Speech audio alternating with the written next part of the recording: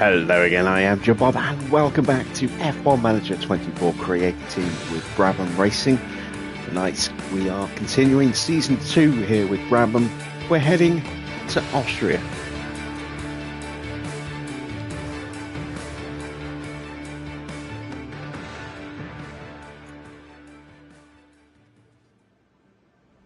How you doing, Packins? How you doing, Dino?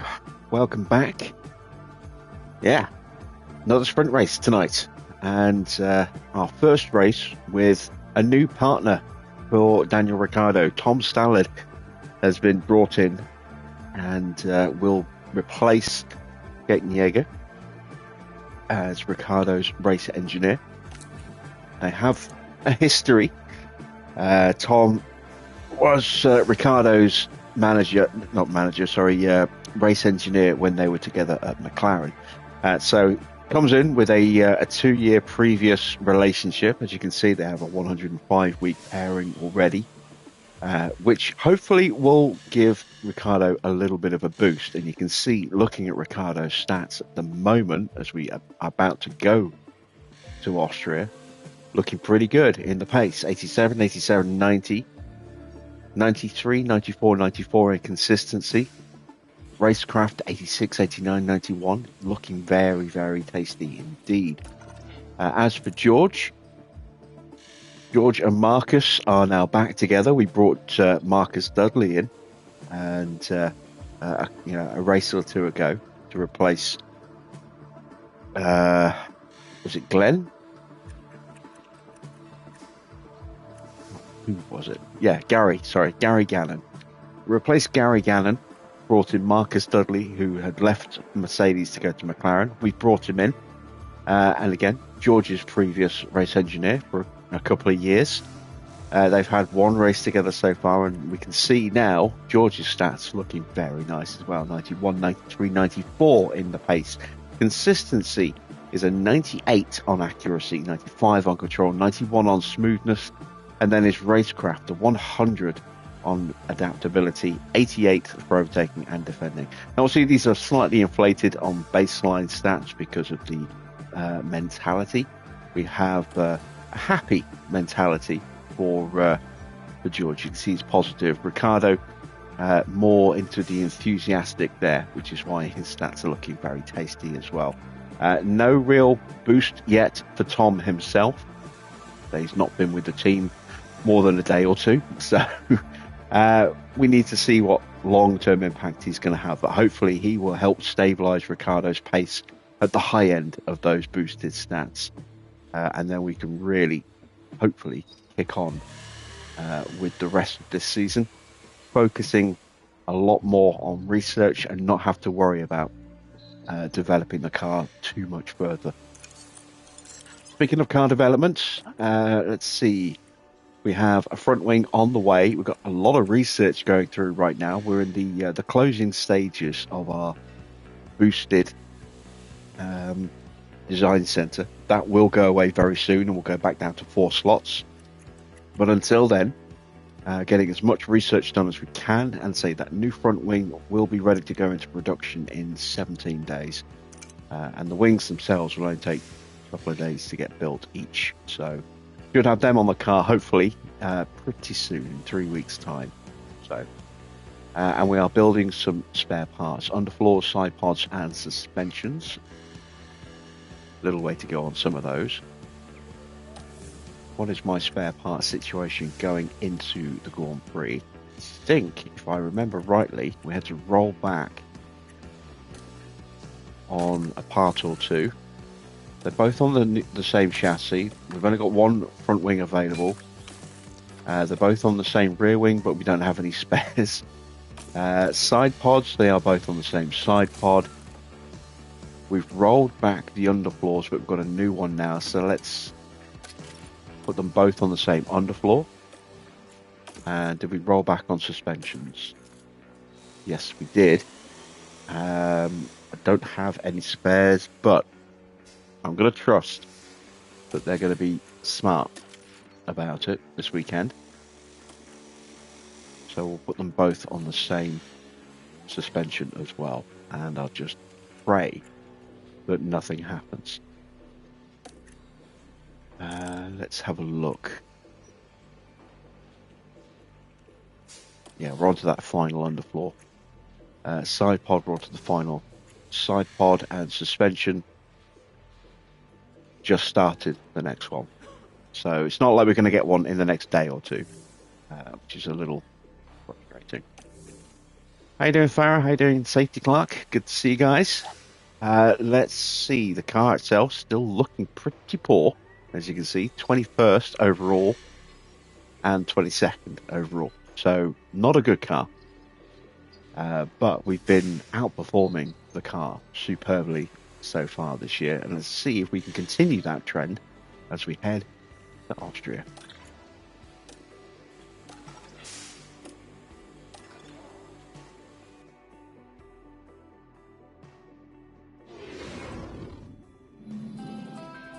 Welcome along to the spectacular setting of Austria. The hills are alive with the roar of F1 cars as we arrive in Spielberg's stunning natural surroundings. Fans have already filled the nearby campsites, and it's going to be a busy weekend here at the Red Bull Ring. In this round, the teams have 2 races to contend with both the Sprint and the Grand Prix offering the chance to bag some championship points. Our weekend action starts here.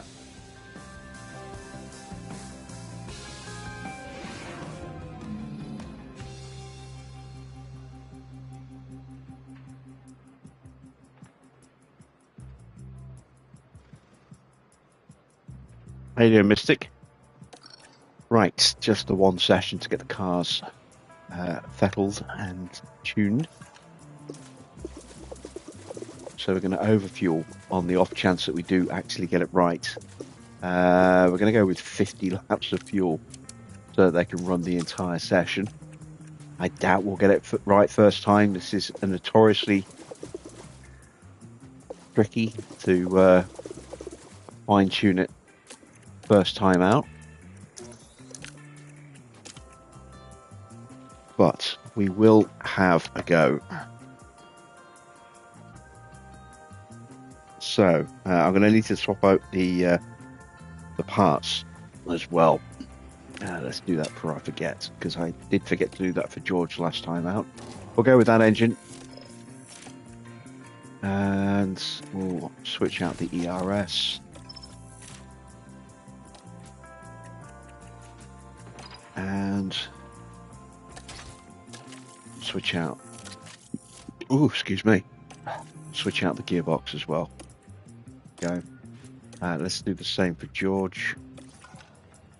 Oh, that was George. All right, let's do that for Ricciardo then.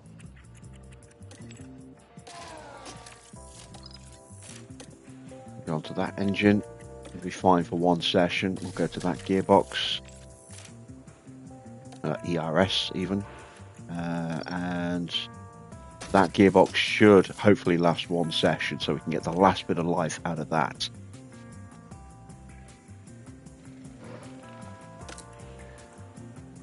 Right, setups.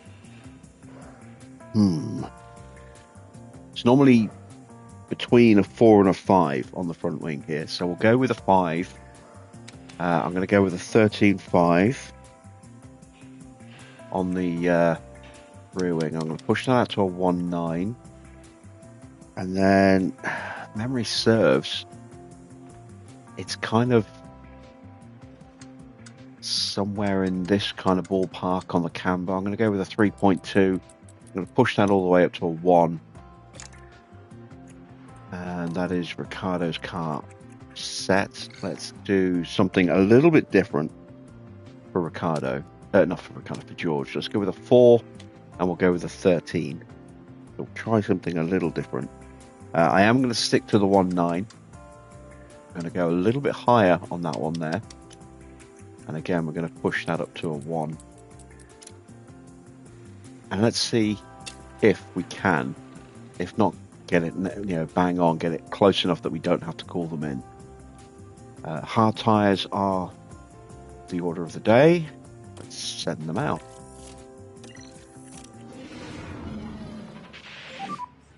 Okay, that's green light.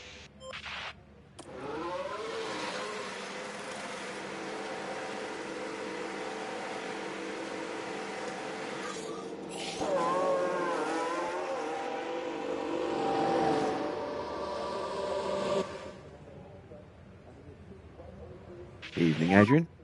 Daniel, radio check. Yep, radio's good. Radio's good.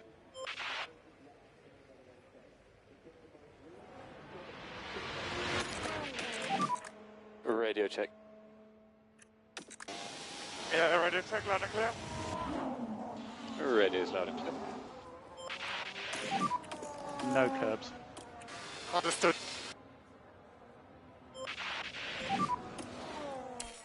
So different sounding voices from our engineers from our usual previous pairing.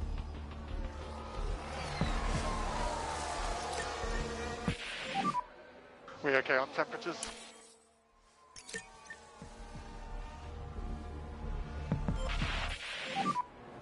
we need it? We're happy to slide this tire a little bit more, try and get it in the window.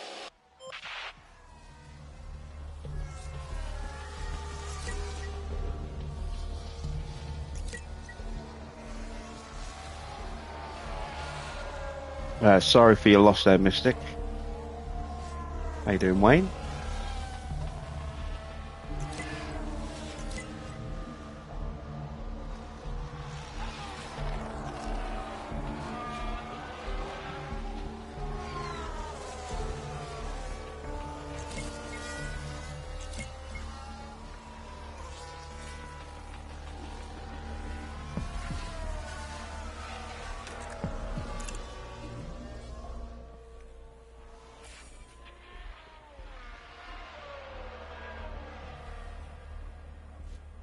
Alright, let's see if we've managed to nail it.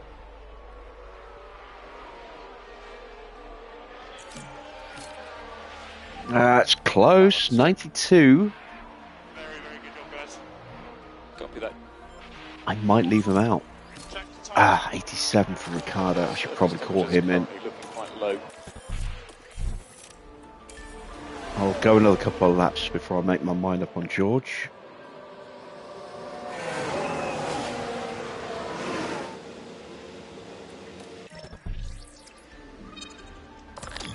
Alright, so that's going to be a 13.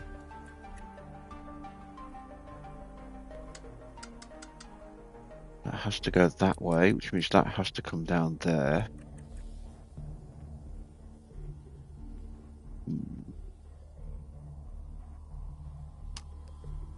Try bringing the front wing down a bit.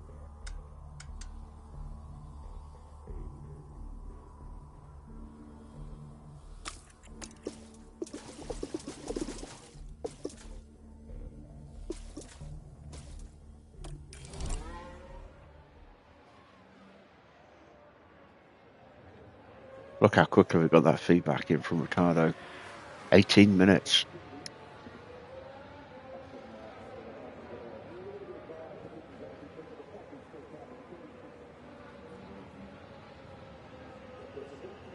We have got some rookies in the car. Pato Ward's in for McLaren, Antonelli's in for Mercedes, Colapinto's in for Haas, Browning's in for Williams.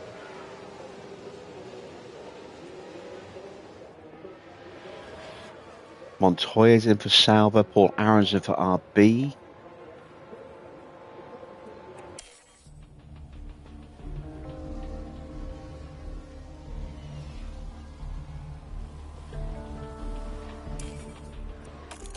I am going to call George in. Just have the one crack at the change.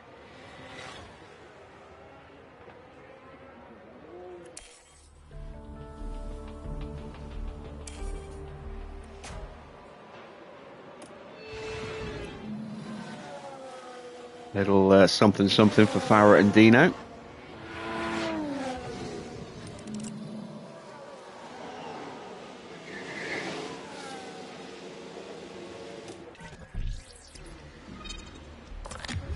This isn't too far off. Let's push the front wing. We need to find 8%. So let's go with.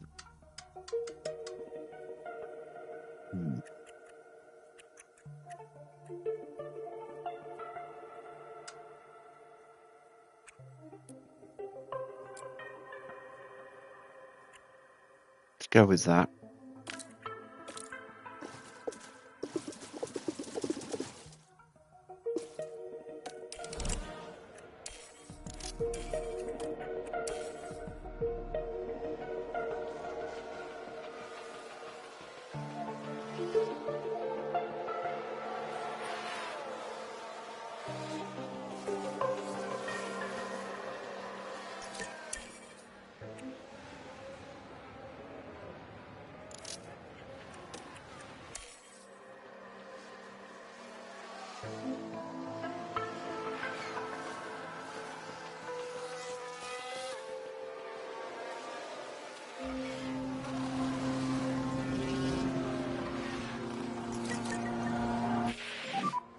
Advise on the tyres. Tyre temps are last. Well, yeah, right. It certainly looks like they've developed a fault.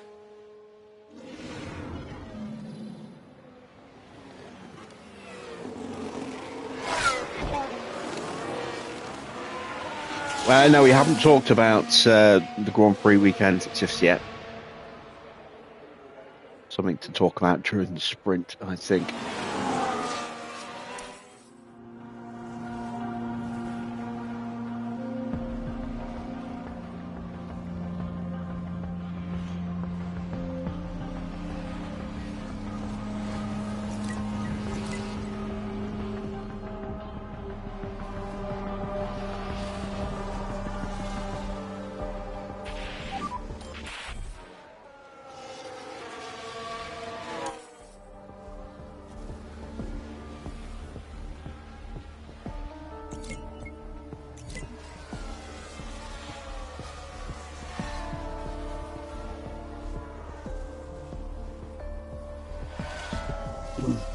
Right, Ricciardo's about to drop me some feedback. It'll be good. Everything okay? It's closer. It's not there yet, All okay. but it's close enough for him to stay out. Okay, understood. Work on track knowledge for him now. So, I've got to wait on George. Car face temperature okay, right?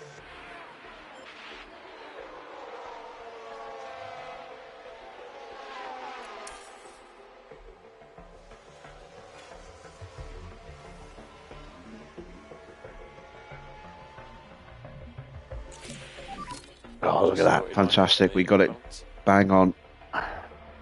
Oh, again, we can leave him running to the flag. Copy that, okay.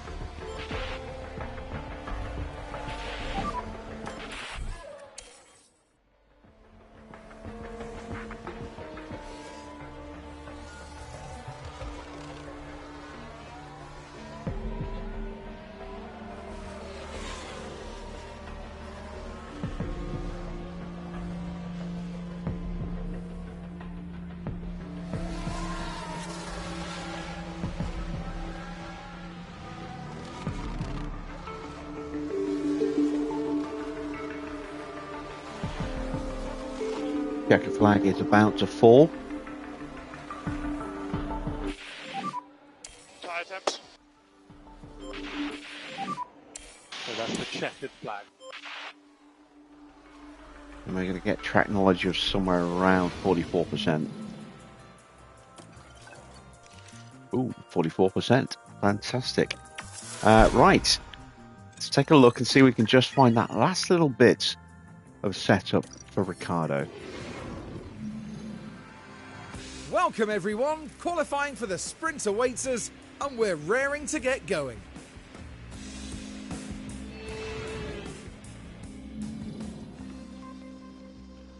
Oh, we got wet weather on the Sunday.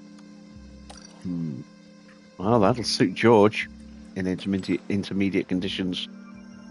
Okay, we are close.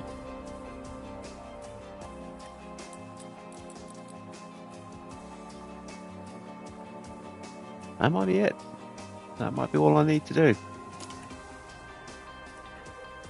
I hope it's all I need to do.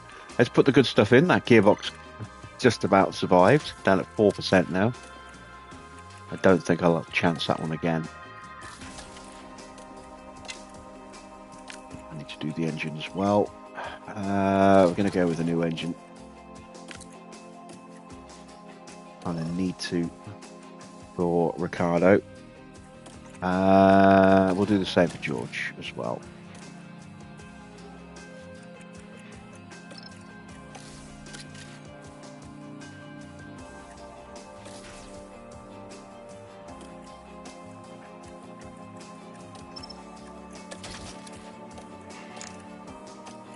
There we go. Medium tyres. The only tyre of choice. Well, they should be. Yes, there we are.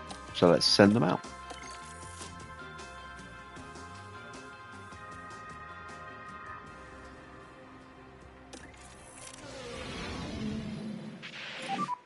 Sessions should be starting now.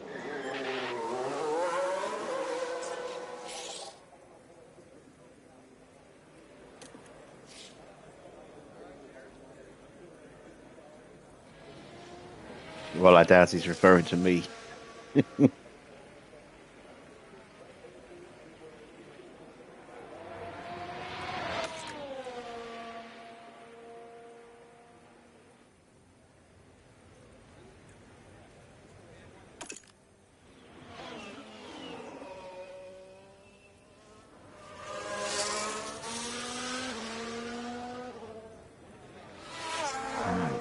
Joe leaving the pits to start his flying lap.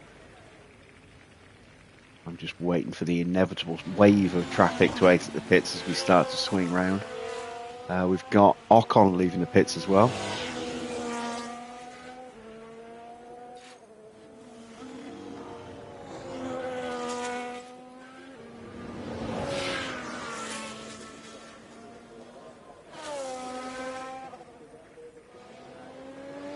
Now Norris is leaving the pits.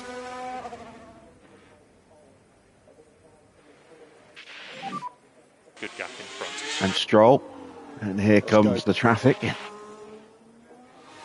Hopefully we'll get it in a nice, comfortable place. Ahead. Good to go. More of an issue for George, I think, than Ricciardo.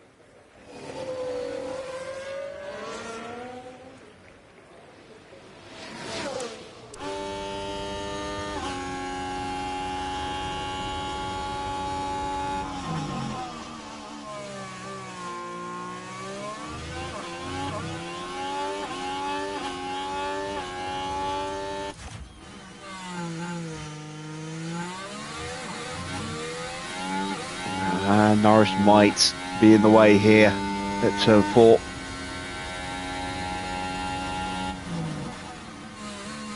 Hopefully he pulls over through 5.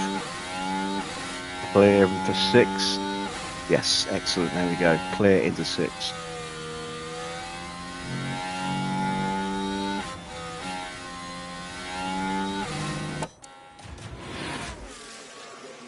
Ricciardo comes up to set his opening lap time, and it is a 102.7. Let's see what George does. He has been going quicker. Negative and close to 0. 102.6.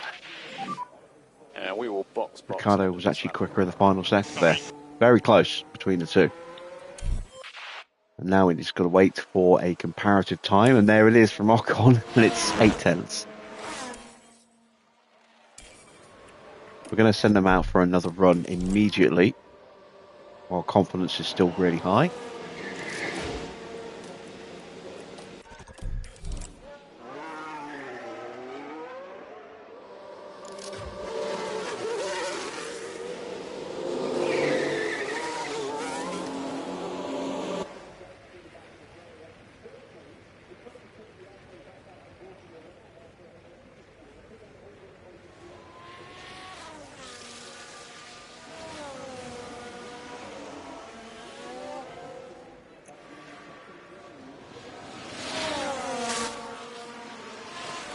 Yeah, probably could have waited a moment. I just wanted to get them out while their confidence was still boosted, before it started to degrade over time. But might be some traffic to deal with. Might be some quicker cars coming through. Who is on a flying lap right now? Anyone? The 2 Ferraris. So Leclerc's going to come through. Hamilton's just starting his flying lap. There's Porsche. He's not going to get us. Sainz is ahead of us. So Alonso's not going to catch us. Perez won't catch us, and Van Dorn won't catch us. So the only car that may be a problem is Leclerc, and I don't think he'll catch George in time. Drive straight out, drive straight out. Track will be clear. We're going to get going. Track is all clear. Yeah, let's go for it.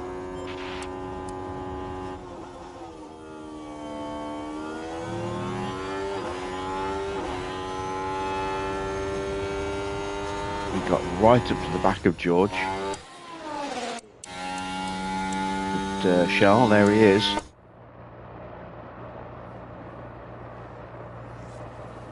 Should get past the Williams here without too much issue. Or is he on a flying lap? Must be on a flying lap.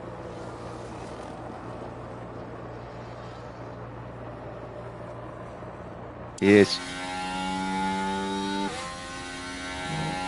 Who is it? Is it Gasly or Verstappen? It's Gasly.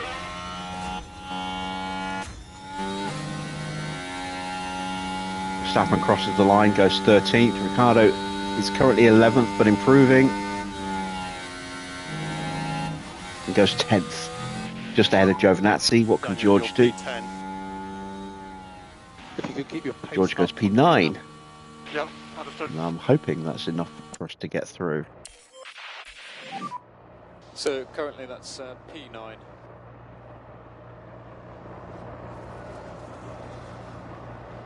Yep.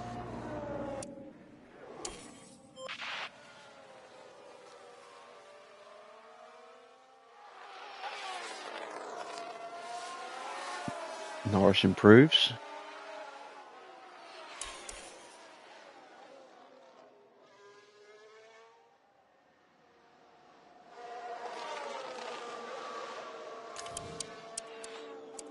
So Perez, Bottas, Fittipaldi, Zhou are out.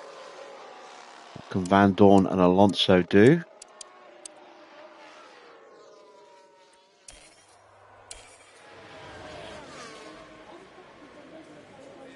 Van Dorn is out. Alonso is out. So we are safe. We are through.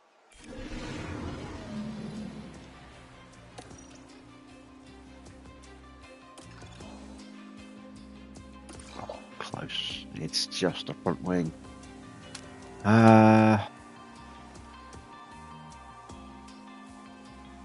Just want to run this on the first lap just to see if it is a 5 on the front wing. It will worsen the setup, but we can roll the wing back.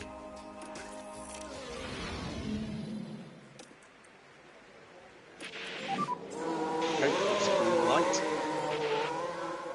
And time will be a little bit more of a factor in this session, but it is a very short lap, so time pressure from SQ2 not as high here as it would be at other circuits.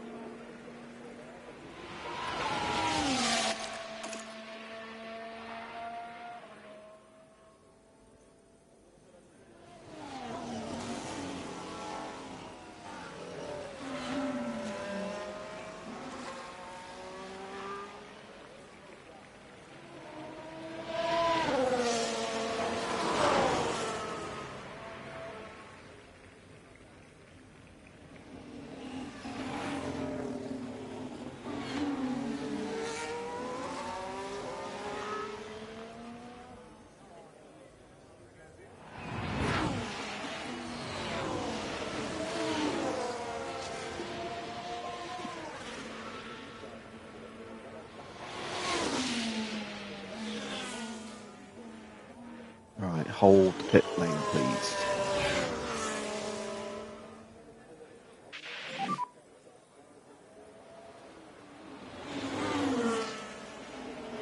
You're good to open the lap. Right, we should be good. McLaren isn't going to Gaps get ahead of everyone. onto the track before we're through. Okay, good to go.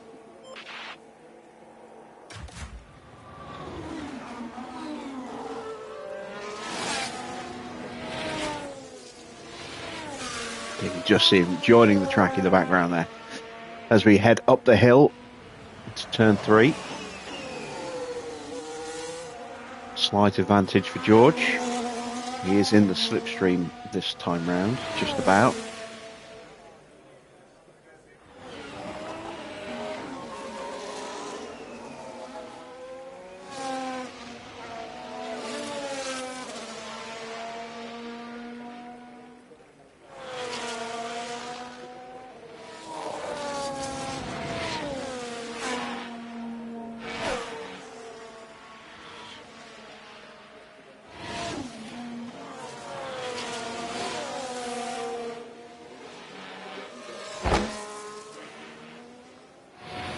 The line we go.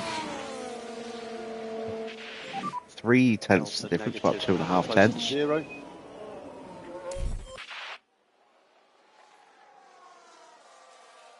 And we avoided a big bunch of traffic. I'm quite pleased about.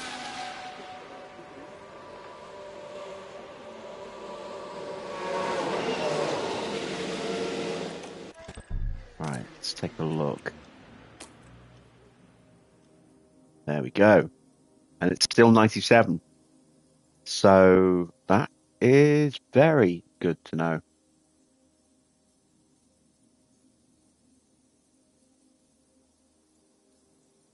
That'll be an easy fix after the sprint, I hope. Because we can see exactly where it needs to go.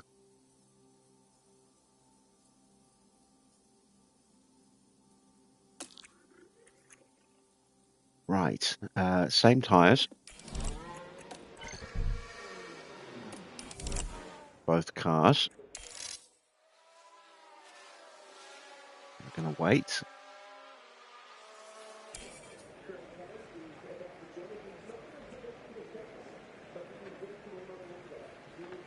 And we're going to try and get ourselves a nice little slipstream.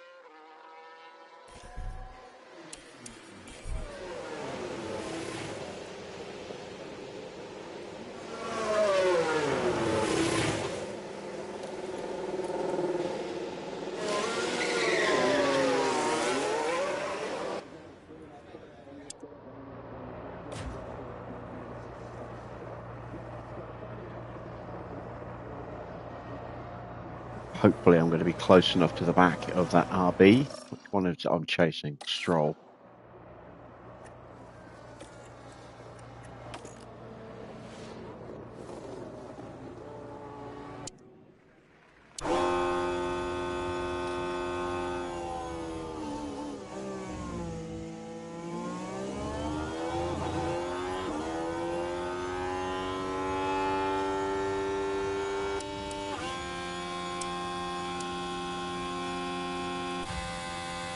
Not sure I'm close enough.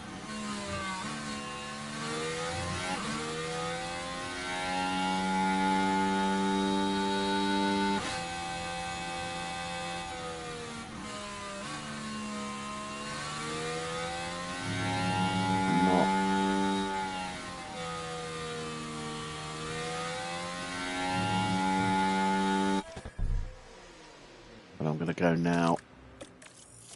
Nope. Take manual control. Make sure I'm not going to get called in. No.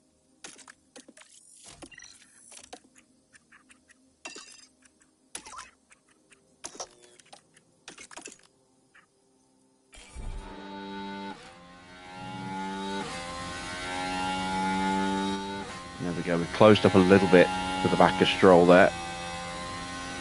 Not much, but hopefully it will be enough. Ricciardo's going to get a mighty tow here. George should be safe anyway, but an improvement just to make sure would be nice, and this will hopefully get Ricciardo through as well, because he is definitely in slipstream range.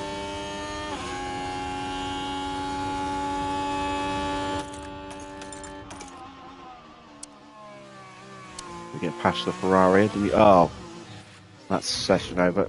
Maybe. Nope. He got going again. Was that Stroll? Okay, there are yellows ahead. It was. Damn it, Stroll. I call shenanigans. I say he deliberately spun to stop us. Sorry.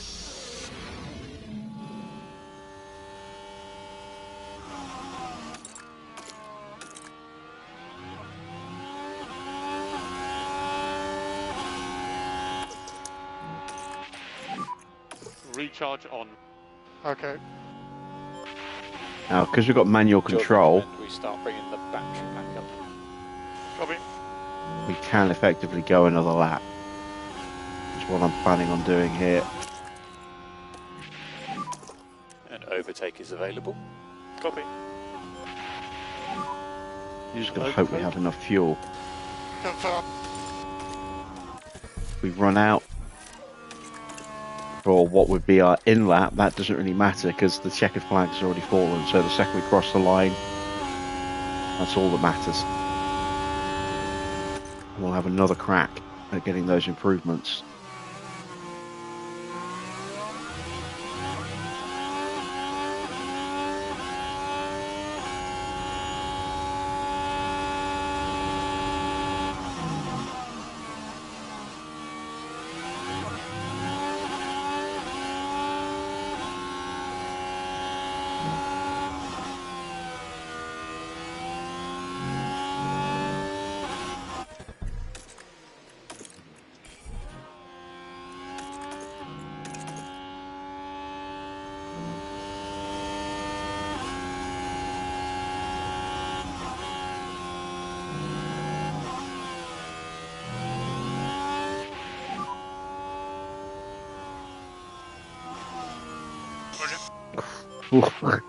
Just did enough to get through, and that's it. Both cars now out of fuel, but session's over. Everyone's already done a lap. We have snuck our way through, and hopefully we will not get DNF'd for that. We shouldn't do. We didn't. Excellent. I wasn't sure we'd be able to pull that off, but we did. It's not giving us the mediums, which is unusual. So just the softs. I know we won't get those until normal qualifying, so that is great. Right. We'll have 8 minutes. We're going to go 2 flying laps. We'll do a cool down lap as well, just to make sure that the tyres are the right temperature on the second flying lap.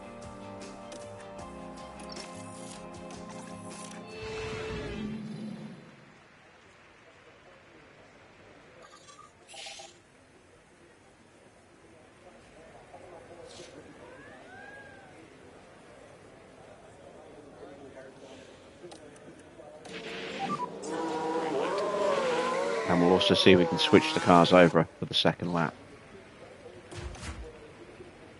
Now we get some movement behind us. Second we start pulling out, everyone else starts coming out.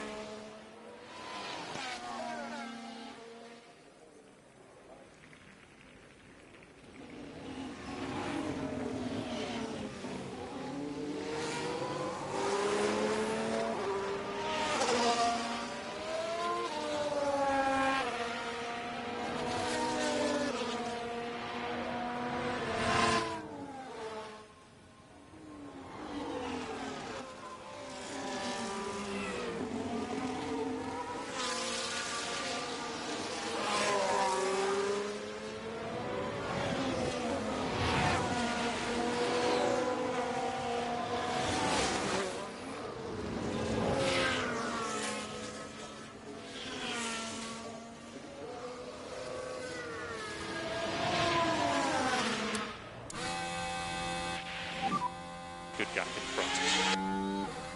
Let's go. All clear ahead. I'm not sure if we're close enough for the slipstream, you know.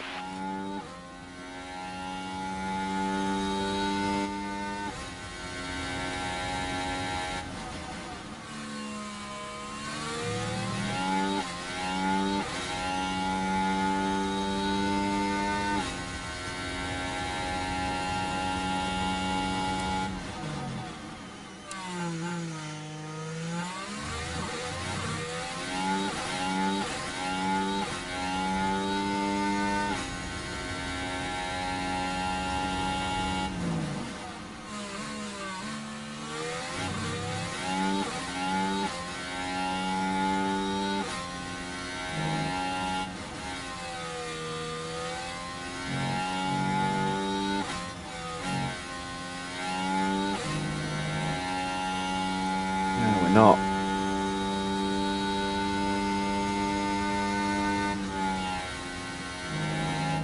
So it's just going to be straight pace.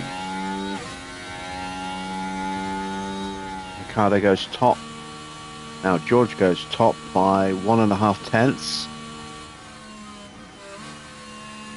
And now Sainz goes top. And Porsche goes even quicker.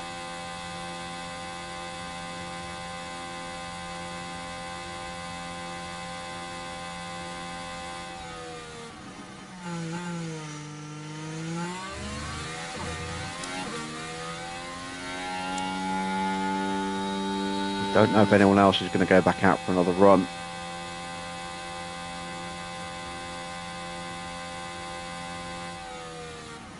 We won't have enough grip left in the tyres for another run once we've done our next lap. Even if we do have enough time. So it's just this lap to go. We should hopefully have a relatively clear track as well.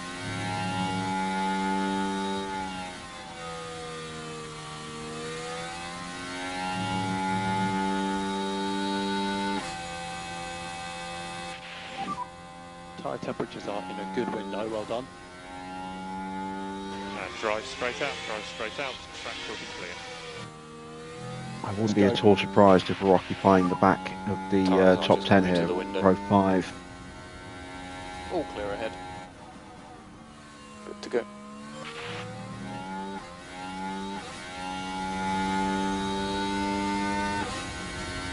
No guarantee we'll improve on this lap. We are up slightly. No purple sectors though.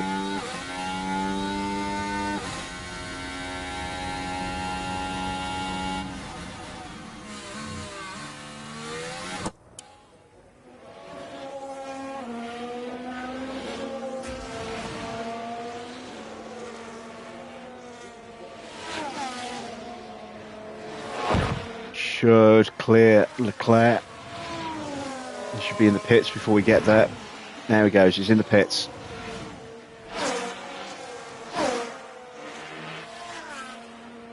We are improving. Ricciardo goes up to 9th. And George takes it straight back, but we're still at the back. And that's it for us. So currently P9. But 9th and 10th, that's pretty good. When you consider the state of our car compared to everyone else in terms of straight performance and our targets, we've absolutely nailed them, but we are a little off the pace at the top. Points are definitely a possibility though for the sprint and hopefully for the race as well, all depending on the weather. Let's get ready for the sprint.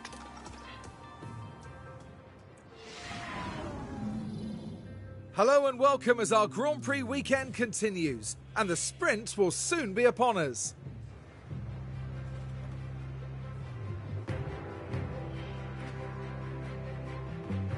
The prospect of bagging a few extra points is certainly going to spur these teams on to fight competitively and finish in the top spots.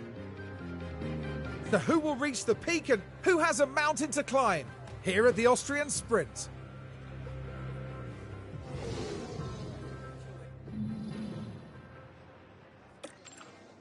Who indeed?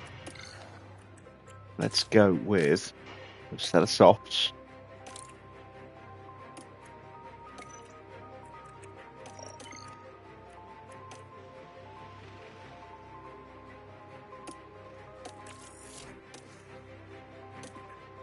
Do the same for George.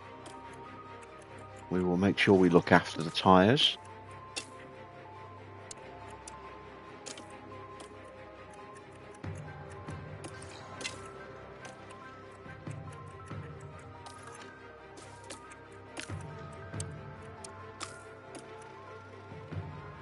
And let's send them to the grid for the sprint around the Red Bull Ring. Here in Austria, we're all ready to go for the sprint. And it's lights out, and away we go. Good start from George. He gets alongside Tsunoda. We have Hamilton trying to get his way through, and does, but we might be able to get him back up the inside. Not pushing the battery yet, not pushing the tyres. This is going to be a bit of an endurance race for us. We're the only ones on the softs. Lawson, the only car on the hard tyres. And George is making a hell of a start here. He's up to 7th now as he gets his way past Oscar Piastri. Nice job. Now we can See him see sneak what his way happened. through there. It was George Russell involved. It's there for the taking. Yeah, just snuck his way up. See Hamilton putting the moves, or trying to Up put that the moves takes on them Tsunoda. to 7th place. I think he got him as well. He did.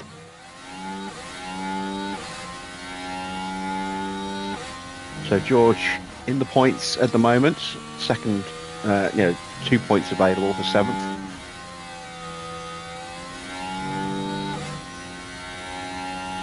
And now I'm going to use the battery. Push and hold it, overtake.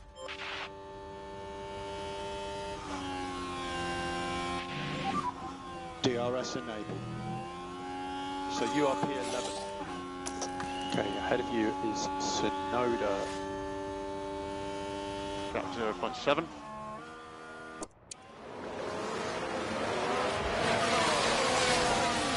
Gap 0.7. Use overtake. Understood. Having a little look at the back of Giovinazzi there.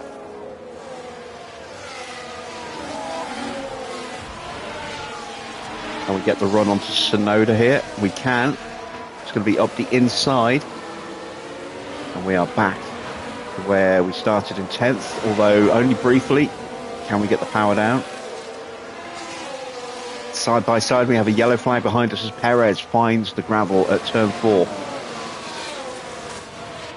And we do finally complete the move on Tsunoda. This is P10. So this is what happened. Now we're just proceeding through turn 4. And round they spin. And that won't do anything to help those tyres.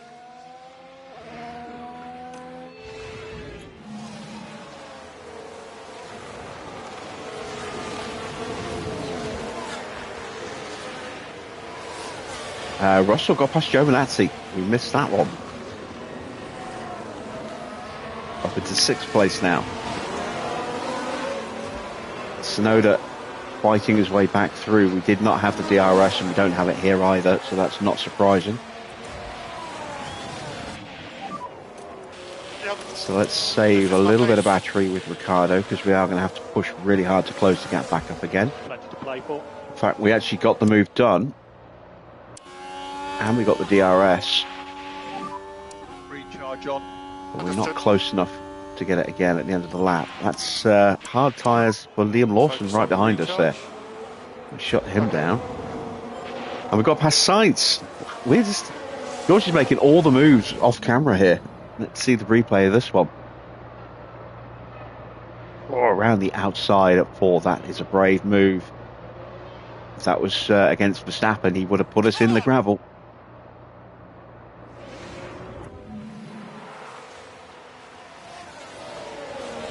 And now we're out of battery. Charge the pack. Overtake available.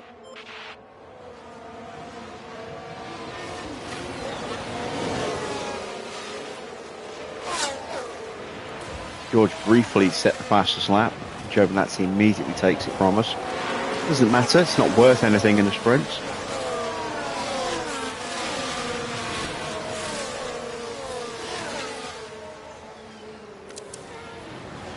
And our tyres are the best on the grid right now. Lawson's punched his way in front of us. Let's use some harvest here. Okay, Daniel, recharge. Save a little bit of battery on this straight. Understood. Oh, Recharge wow. on. Yeah, Lawson's actually sprinting. We're going to have to go for Use it. the overtake button. Okay, understood. So, yeah, let's talk about Mexico.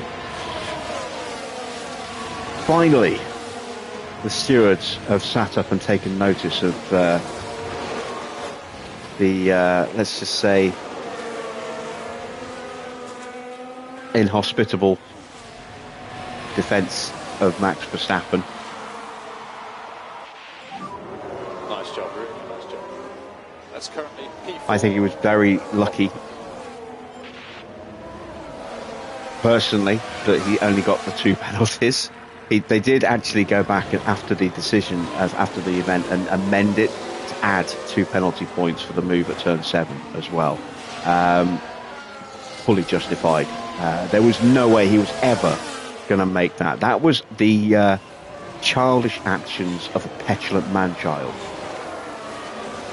As Ocon puts it in the gravel, and he drops multiple places. And we're on the podium. Good job. So Norris is George is minding his own business, and it's worked out beautifully so far for him. George recommend we start bringing the battery pack up. Okay, recharge on. As Lawson's got past Ocon, we need to do some serious harvesting here. But yeah, glad to see that the stewards are finally punishing Max for his reckless, dangerous driving.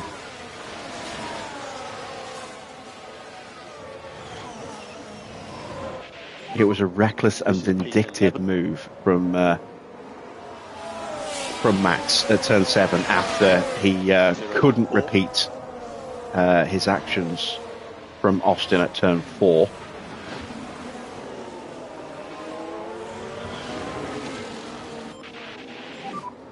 He has DRS. And every time he gets put under pressure like that, he does something reckless and dangerous like that. And I hope that this is the start of many penalties to come if he continues to drive that way. Needs to be properly addressed.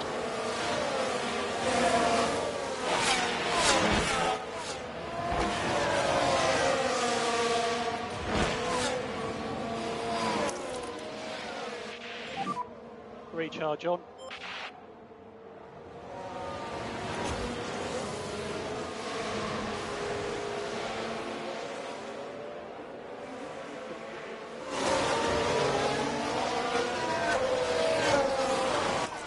We're out of spare fuel.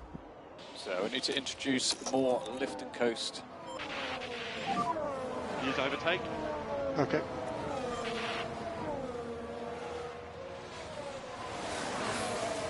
Second move was ridiculous. Yeah, the second move was outright, dangerous. There are opportunities ahead. Stroll is now the car behind. More lift and coast. Okay, understood. Overtake available.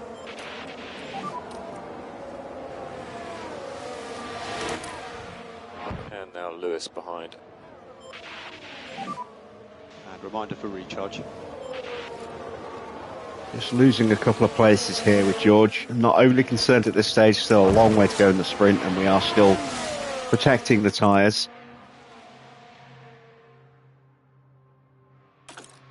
Can't turn them up yet. Still a little bit too early. But I've got George's battery to a very healthy position now, so don't really have to worry about doing any more of that. Recharging and harvesting. Just leave them to it now. Ricciardo still needs to find a bit more. Body recharge on. No, half done.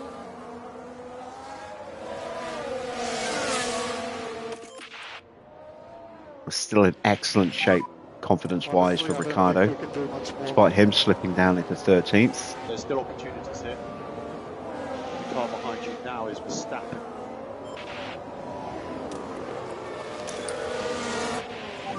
One thing I did like was Hamilton's comments was he said that he was, you know, obviously behind the incident, and he saw a big cloud of dust and smoke go up at turn 7, and he said that he just knew immediately it was Max.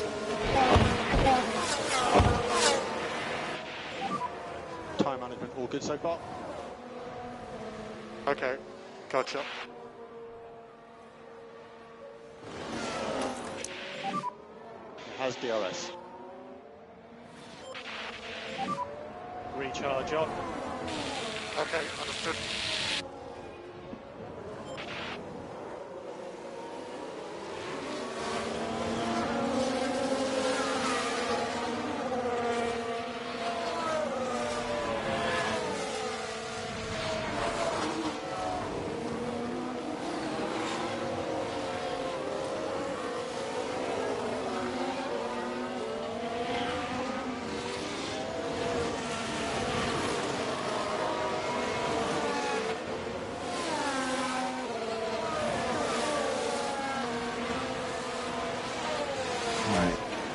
Need to up our pace again. We'll have overtake available. We are being left behind. Okay.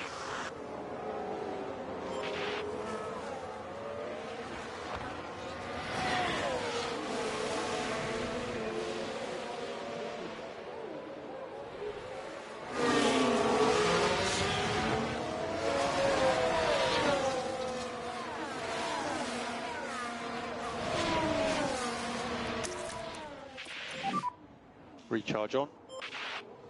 And that should be enough saving now for Ricciardo for a while.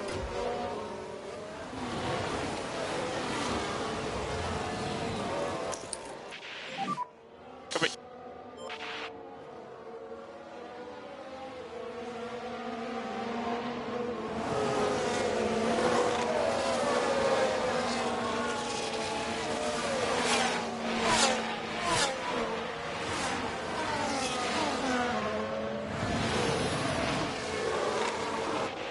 Can we hang on to the DRS? It's tight. Your tyres. I think we just got it. We did.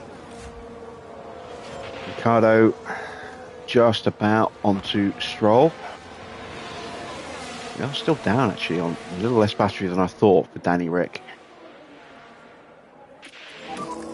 How's the tyre?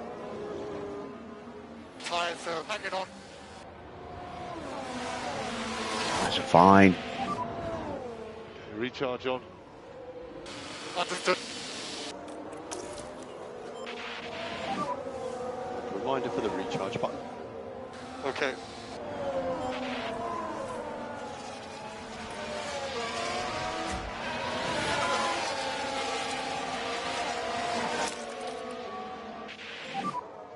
Overtake is available. Copy. Leclerc's off and away, and I can't see him being caught at the moment. Currently P7. So car ahead now, Lewis. Gap is 0.9. Next car behind is Piastri. Gap 0.5.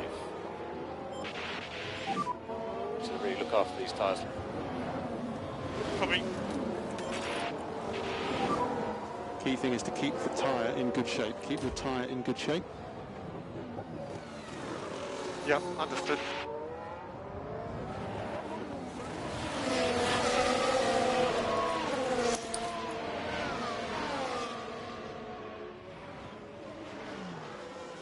Lewis cuts to the inside, blocking us through. And we'll look around the outside, but we're never going to get it with the tyres in this setting.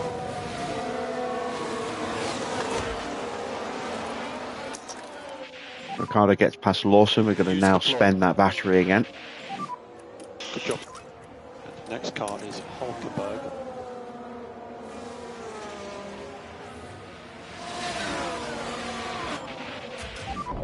Suggest reduce a bit, lift and coast.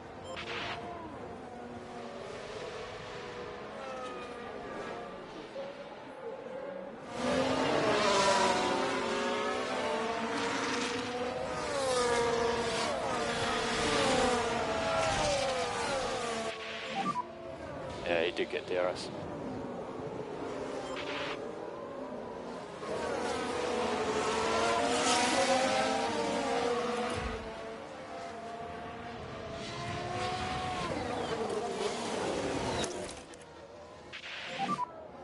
Recharge on.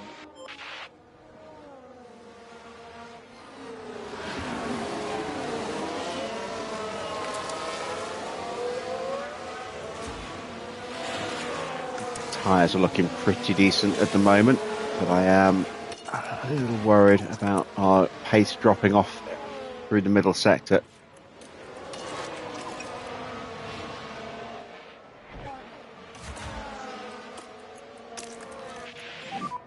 Overtake available.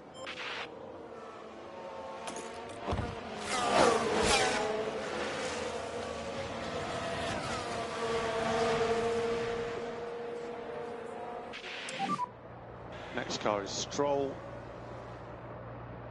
Stroll doing a good job of blocking us once again. Okay, we don't want to lose too much time. Got him this time though. We'll take the inside. I think we can do much more. Make sure we definitely get the DRS and then show him to the curb. And immediately get a run on Hulkenberg. Good job, good job. Hulkenberg's ahead. There we go. Through we go. Charge on. Good job. Looks like Sainz has overtaken us.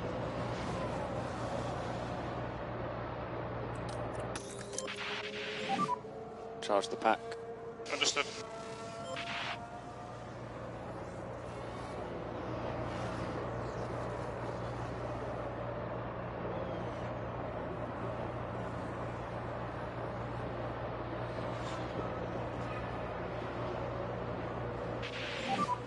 Car ahead is Sainz. So gap ahead 0.8.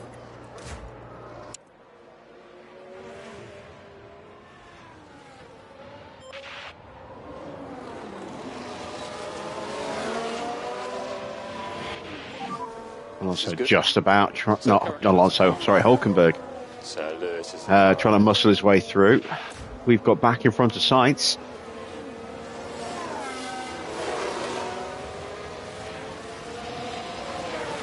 And Norris.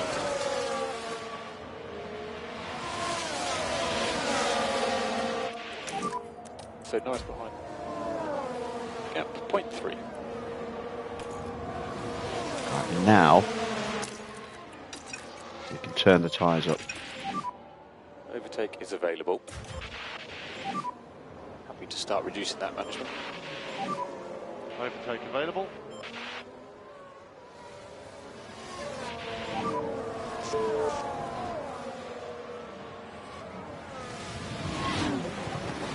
They've got Ocon behind. So we go up the inside of Norris. Did a good launch and we're immediately onto the back of Hamilton's Ferrari. So currently P5. And we go around the outside of him. Yes, we can. Oh, held up because of the Red Bull hitting the gravel. We get boxed in. Hamilton goes through, but we do get past Giovinazzi. And we're back up into fourth place again now. Nice job, mate. So currently P4.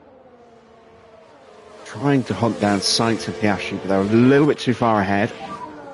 And recharge should be on. Just about dropped Hulkenberg. That doesn't really mean anything on this circuit. Hamilton is having a look at Porsche now. Leclerc now 6 seconds clear. Its race is his.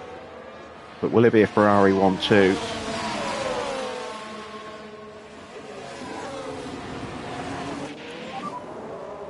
Giovinazzi has a look. 0.2. We have the slipstream. We are able to get the power down and hold the position.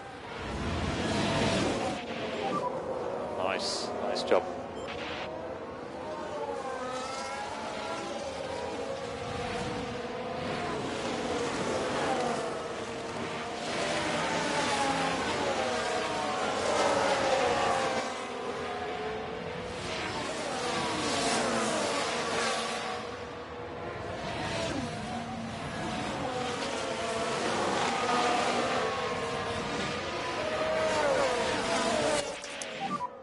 He has DRS.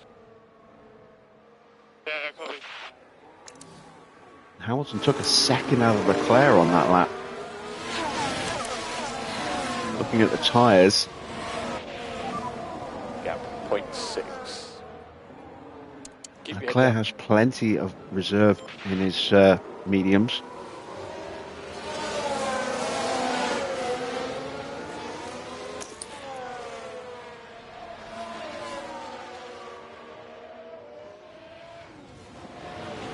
Ocon is back up now, fighting with his teammate.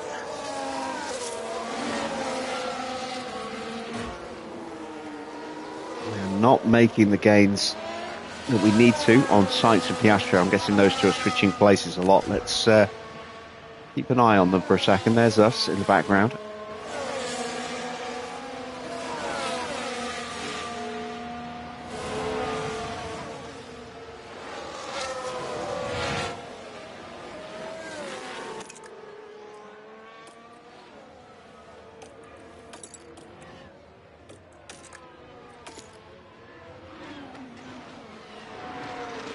Stroll's going to be having a look at us very soon.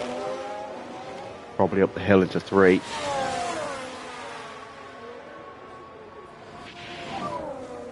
Stroll has DRS.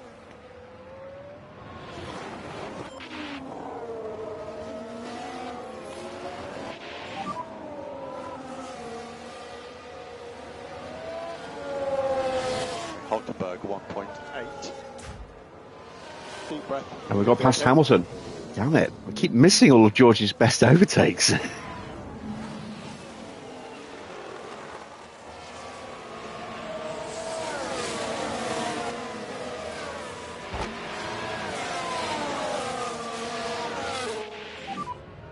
Ahead 0.6. Laps are ticking down. 5 laps to go. George recommend we start bringing the battery back up.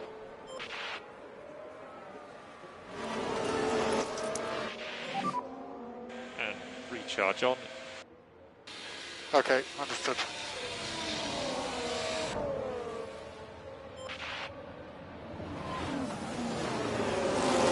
We go up the inside of Porsche.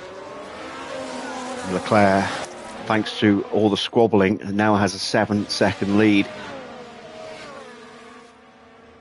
Porsche using battery to punch his way back through. Despite us having the DRS, we were in harvest mode, so we got no real acceleration out of 3 there. Ocon behind.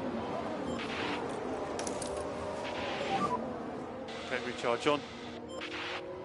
And Stroll's using his battery to fight us as well. We're now 4.5 nearly seconds behind Piastri. 10th is going to be, I think, what we have to settle for Ricciardo, so no points for him. But still a strong performance. Will tweak his car at the end of the sprint. Ocon car behind. Yeah, 0.2. Recharge on. Okay. Do my best.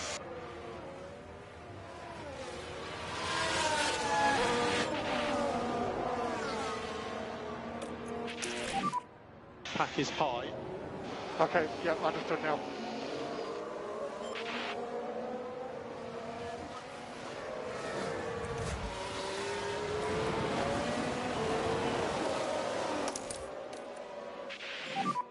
Now again, you see Stroll being forced to use some battery to hold us off. Hulkenberg's closing back up again.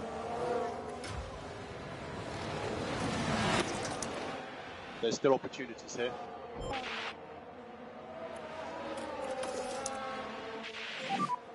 Recharge on. Okay. 3 laps remaining.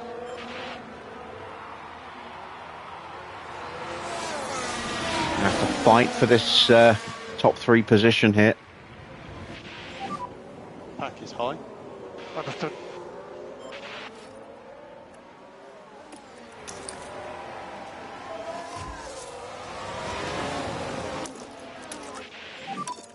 Use overtake. Yep. Got a yellow flag. That's a mistake at turn 1 for Gasly. Yellow. No, for Verstappen.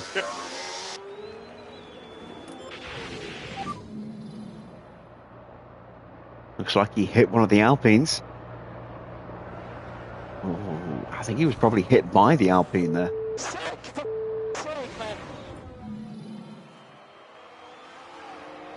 Stroll tries to use his battery, but this time we've got him shut down. No way through. 1.5.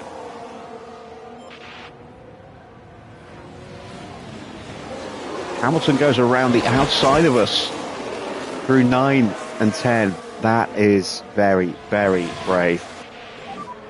We got Ocon behind. 2 laps remaining. Copy.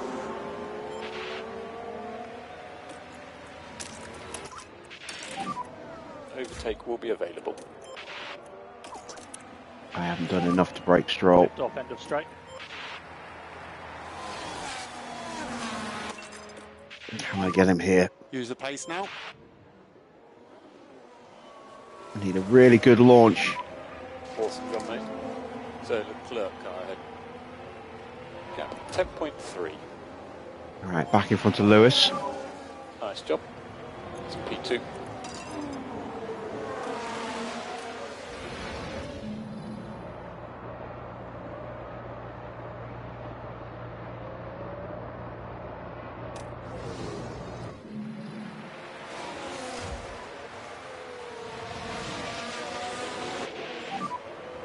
To use the tyre more now. Good. It's going to be a scrap with Hamilton for second now. Let's go get him. 2.5. One more lap. Hamilton goes through, but we get the DRS, I think. Yes, we do. Hamilton shuts us down, and I'm glad he did, because this is where I want the DRS. I think we just got it. I hope we just got it. Hey, I saw that. We didn't get it. Damn it. Lewis did, and now we're vulnerable to Ocon.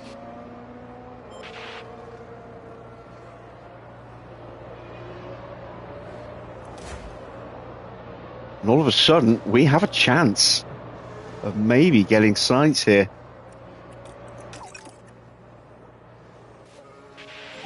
Piastri's dropped back with an issue. The vibrations quite bad now. Do we need to keep the lift and coast up a bit more now? George is going to have to settle for third. He's held off Ocon. Ricciardo's out of battery. Sainz is going to get the final point in the sprint. Leclerc is the winner in today's sprint. Hey, take a checkered flag. Norris sets the fastest lap on the final tour. Ricciardo's ninth. No points then for Ricciardo. Sainz gets the final point. But a little bit of drama at the end there. With Piastri dropping down from 9th down to 11th. Lost a lot of ground very quickly there.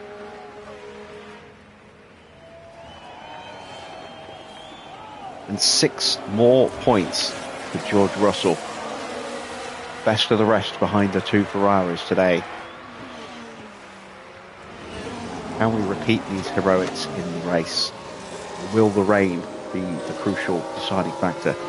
We will find out very soon.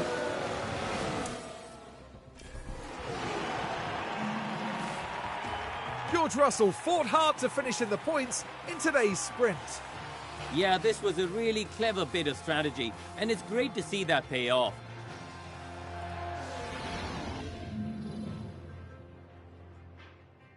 So then, confirmation of the sprint result. Leclerc takes the win comfortably by 8.5 seconds from Hamilton, up 9 places.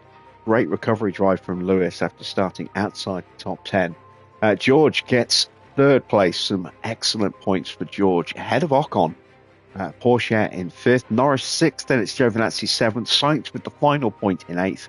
Ricciardo getting up 1 place to finish in 9th and almost getting points.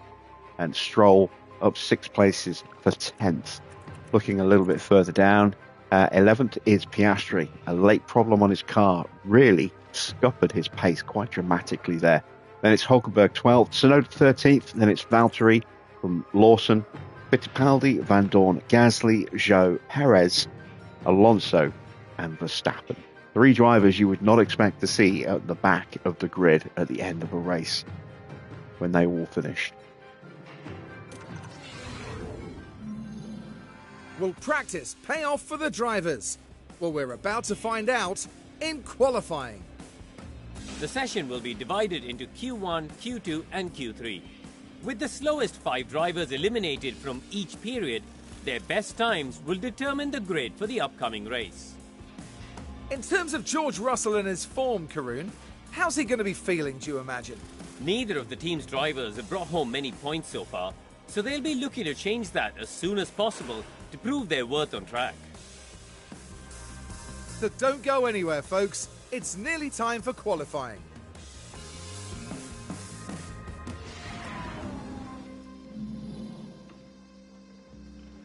All right, then we need to get ready for qualifying for the main race itself. If you enjoyed the sprints, please consider dropping a like on the stream. We have a whole load more action still to come. Let's start by making some modifications to the setup here. So we want to bring that down to there. And I want to bring that back. And hopefully that will be a 100 setup. You watch it be 99 now. Tyres, we will use those mediums for our first run. First runs, I suppose. We'll go with 2 laps.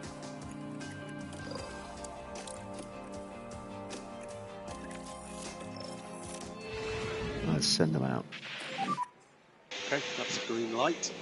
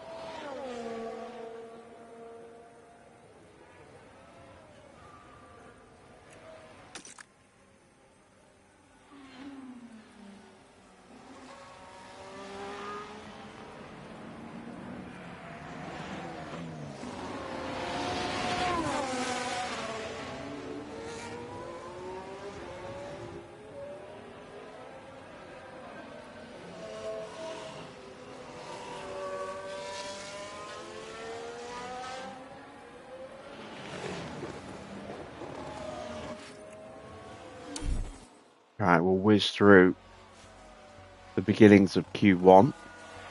We are on medium, so I'm not expecting these times to be good enough to stay through, but we are looking to improve our drivers' confidence levels. So you are P6 at the moment, currently P6. There we go. That's pretty good. Okay, Daniel, recharge on and box Very this close between our 2 teammates there. Just 27 thousandths of a second between them. Currently P6. And we will box end of this lap.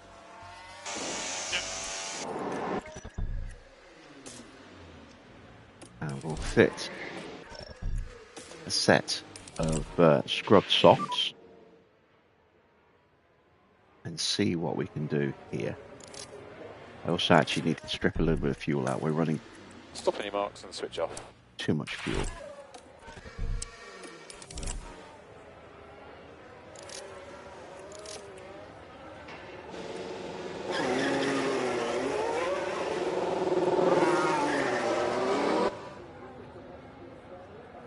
And hopefully these softs combined with a slipstream will be enough. Oh, Ten Hag has been sacked, has he?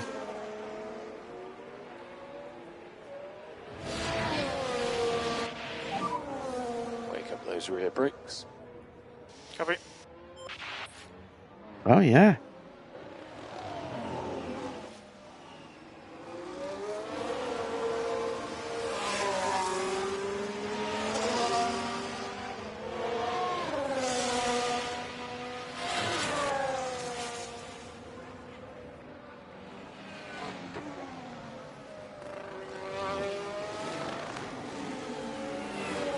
They've never looked the same since the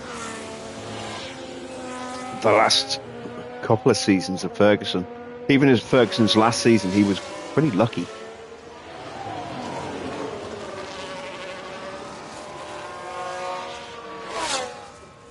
His squad was not exactly deep or brimming with talent, and ever since then they've just never looked the same. You got a good gap ahead. Yeah, good to go. Not that I'm complaining. They've had their moments, but it's nice for United fans to experience what Liverpool fans experienced from the 90s onwards.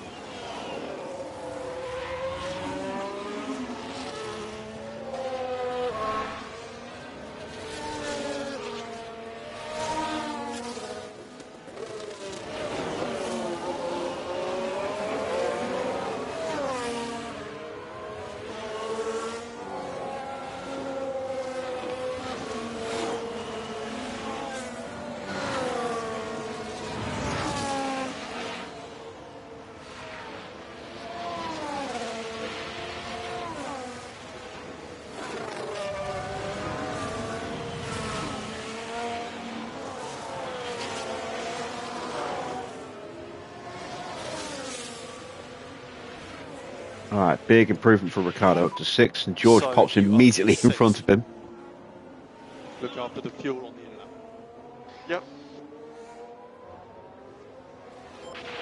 Yeah, I saw that. I had a quick look at BBC Sport. I saw that name being bandied about, but I didn't obviously read the article because I'm kind of busy.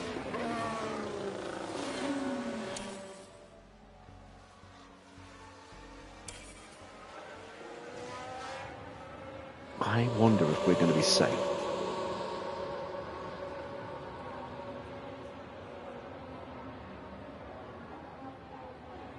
Or am I going to need to send these guys back out again? Let's prep them up for a new set of soft tyres, just in case. Can't really afford to rest on my laurels, because this is always one of the tightest qualifying formats around this circuit. Finest of margins, and see you know, finish outside the top 15 or top 16 in this case, or comfortably in the top 5, 6, you know. Just that tiniest little difference.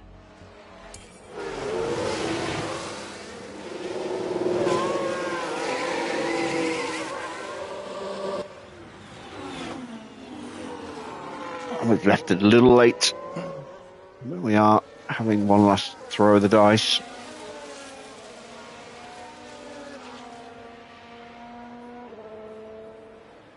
I hope I haven't left it too late. And we want to generate some temperature for this outlet. Understood.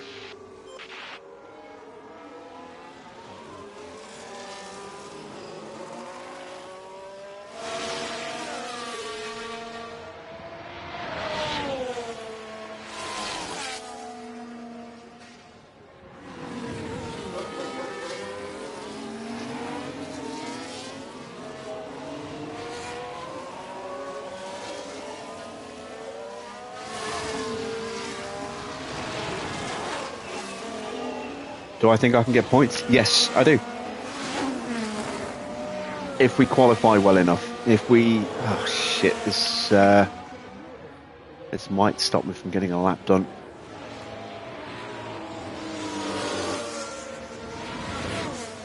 It's going to be very tight. It's going to be very tight. Let's go. It's all clear ahead. Good to go.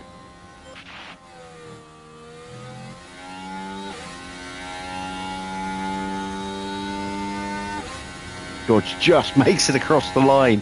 Oh, that was so close. We will get our flying lap in. We're probably safe, but you never know. I say as long as we can qualify near the top 10, if not in the top 10, then yes, we have a chance. Oh, for God's sake, again. All right, well, no point carrying on. There are yellow flags on the main straight. Alonso blocking us this Keep time. watching Alonso with this one. And the controls If we have worked, to fight and once it from started, they the were back, pretty powerless to we do might anything. just lose touch with the front runners. And then we would need a safety car to close the field back up to stand a chance. Our car's good when we can stay in a competitive position. If we drop too far behind, we'll never have the pace to punch through and catch the lead group. Because the DRS is so important around this circuit, given that one half of it is just pure DRS zones.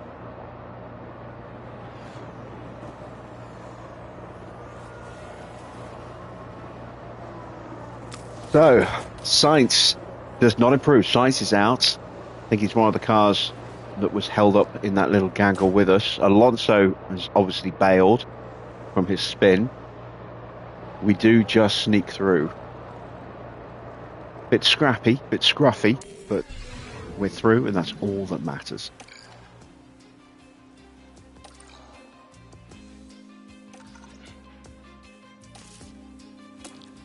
Once again, going to go with 2 flying laps on these mediums. We use the other set of mediums we used from Quali. Oh, that reminds me, did I get the setup? Yes, I did. Perfect.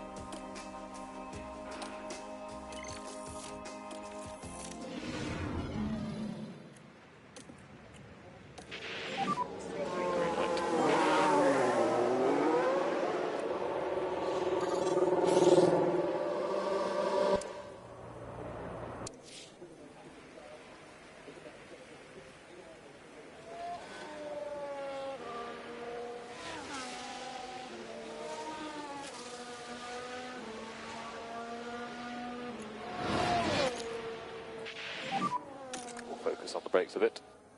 Yeah, our drivers, if they're in high confidence and with their current mentality, are definitely getting more out of the car than they feasibly should, based on where it sits on paper. But they can only do so much, and if they have to start from P15, P16, it could be very tricky to get into any kind of meaningful points. We might still be able to get low points, but if we want to stand any chance of getting George up towards the top end again like we did in the sprint, we're going to need to be close at the start and then just try and hang on for dear life in the opening stint.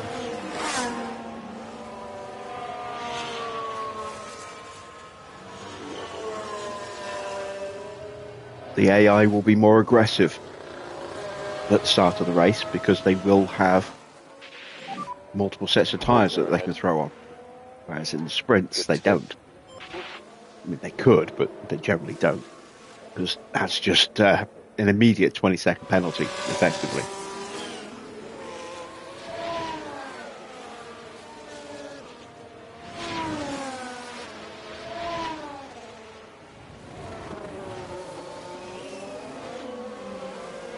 And you saw how hard it was for Ricciardo just to stay inside the top 10. And that was in a sprint. It'll be harder in the race.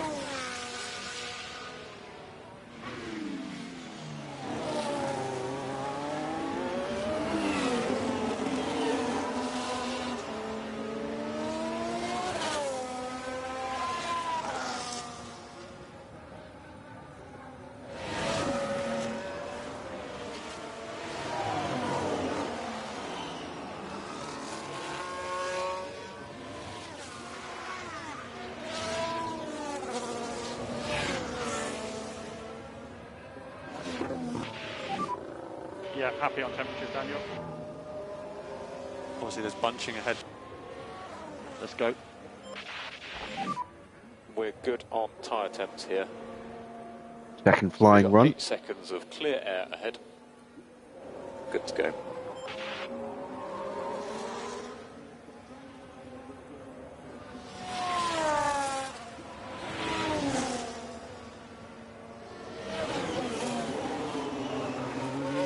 Piastri puts in a good time.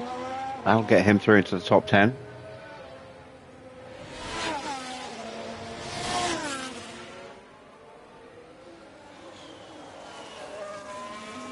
Or at least it should do. Still a lot of very quick cars yet to set a time though, and anyone gets a slipstream run, that could be a game changer for them. Ricciardo on a hell of a lap here. Quicker than George this lap.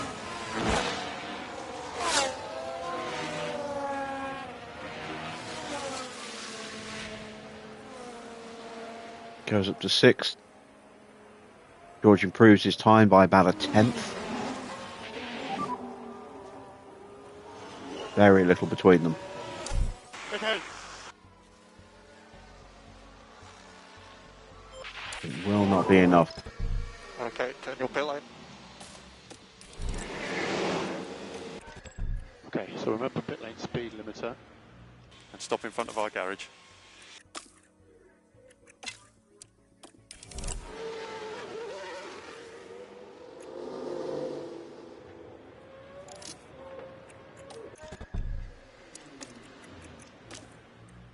Should just about have enough time to do a run on these softs before I put the other ones on.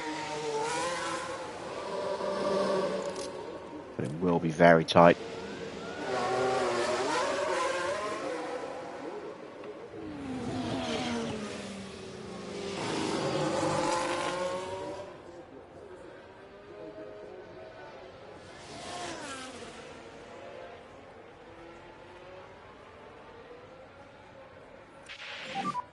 Warm the tyres where you can.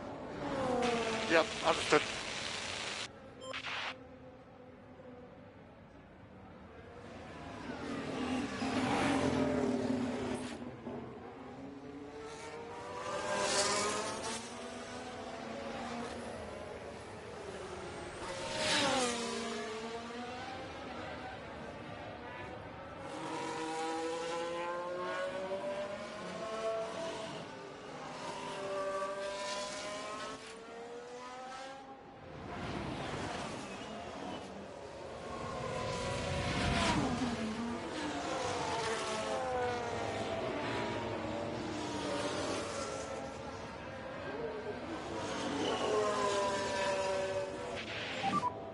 So no one ahead. Good to go. Good gap in front. Alright, here we go. Daniel, we're going to get going.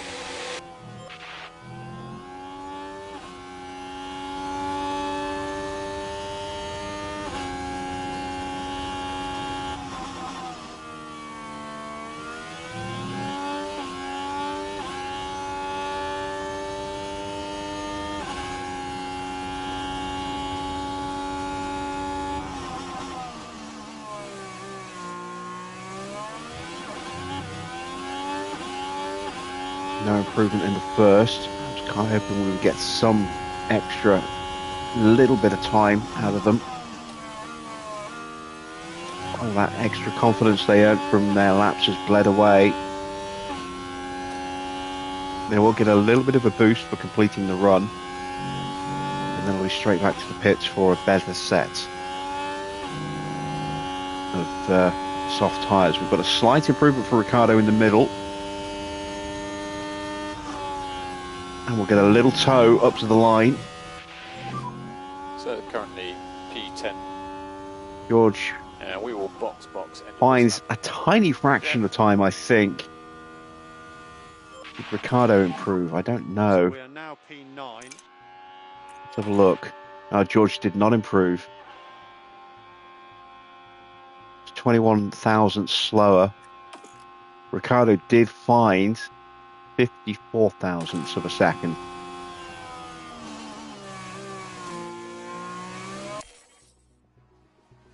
And they are both going out at this stage.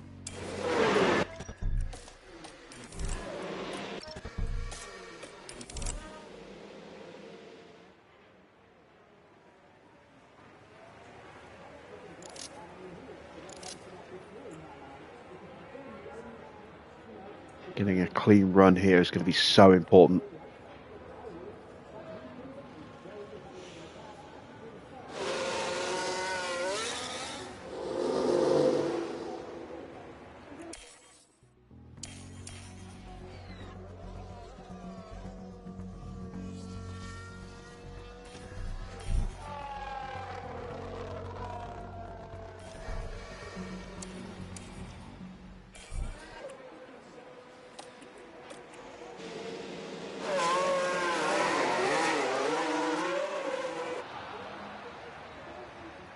We have a yellow flag.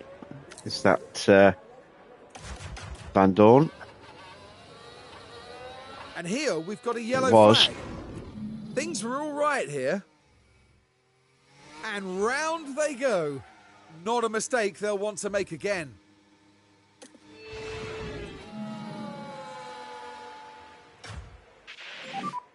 Watch for Verstappen now.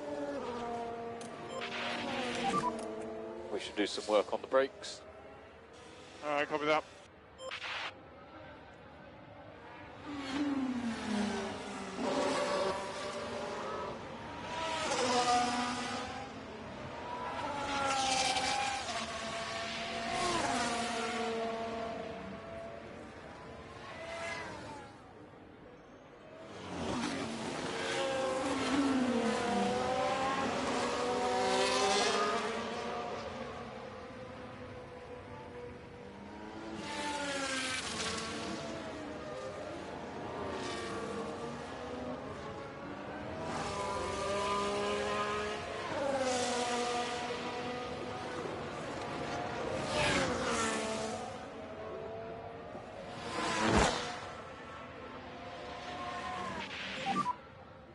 Drive straight out, track will be clear.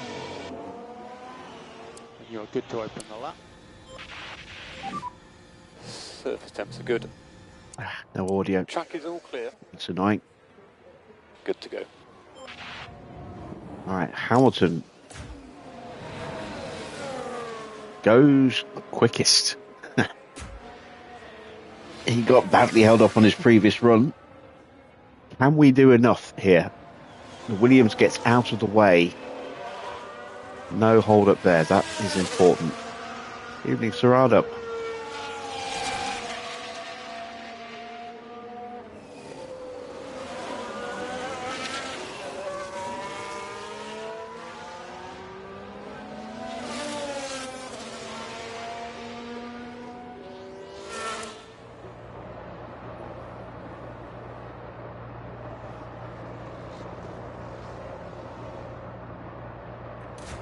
Have we done enough?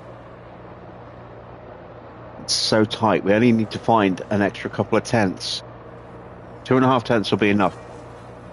Ricciardo gets through into 9th.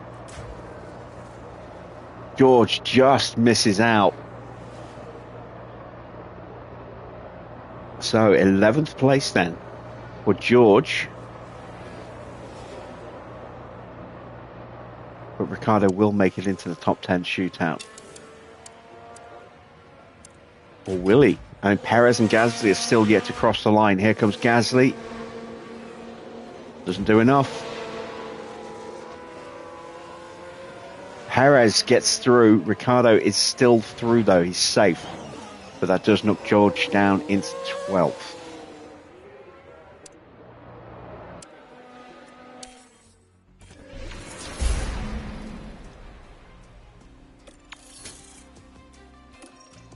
Did not expect it to be George getting eliminated.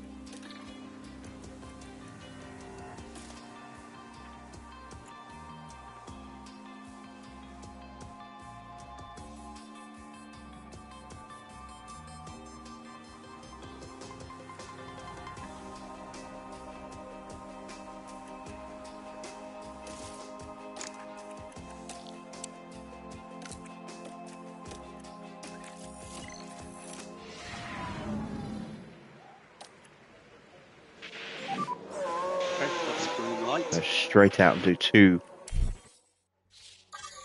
flanker laps on these mediums.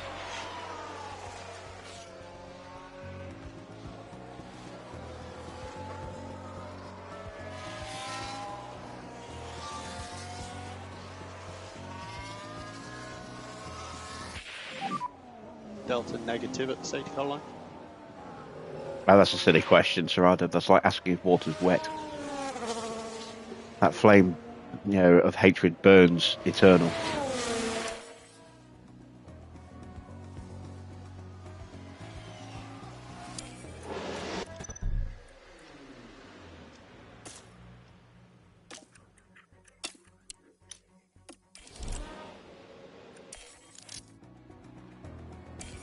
In Victor.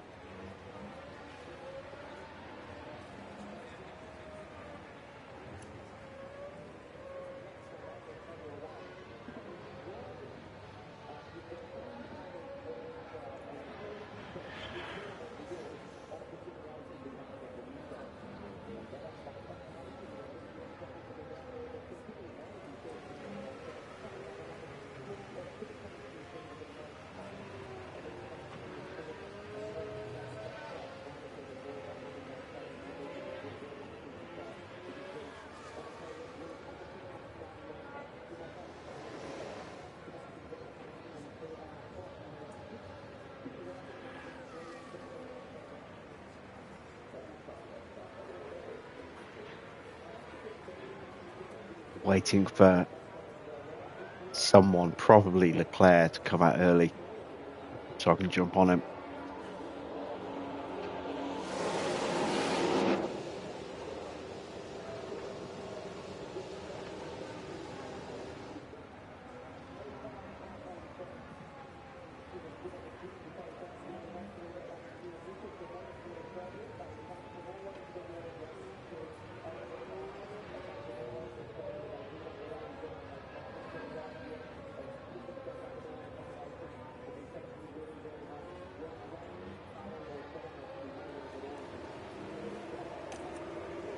Right, we'll go out behind Ocon instead.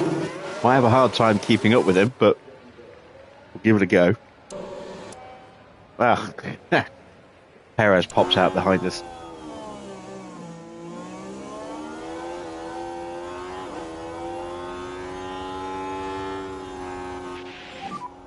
And we want to generate some temperature on this outlet.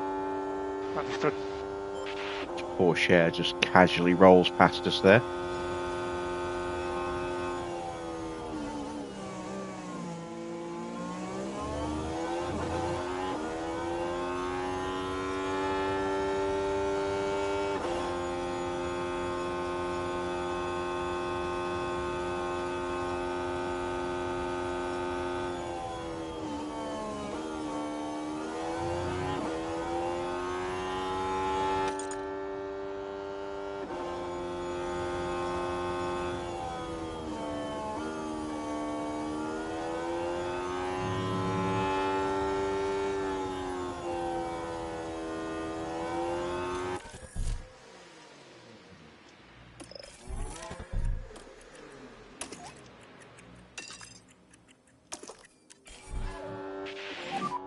Suggest reduce a bit, lift and coast. Damn! Okay.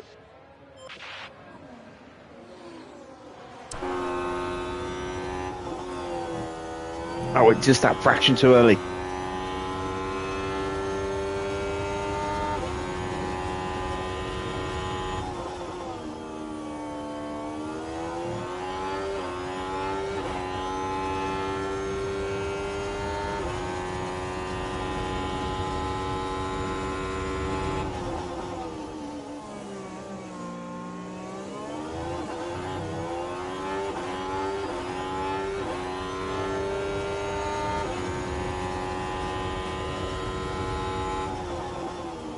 Need that McLaren to get out of the way.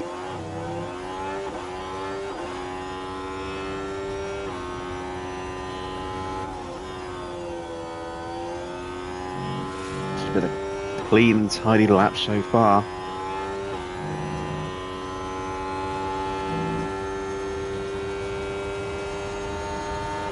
Oh, nice. We'll get a little toe across the line as well.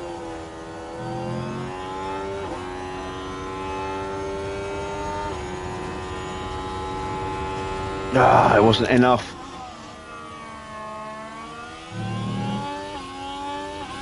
We're going to keep going for one more lap.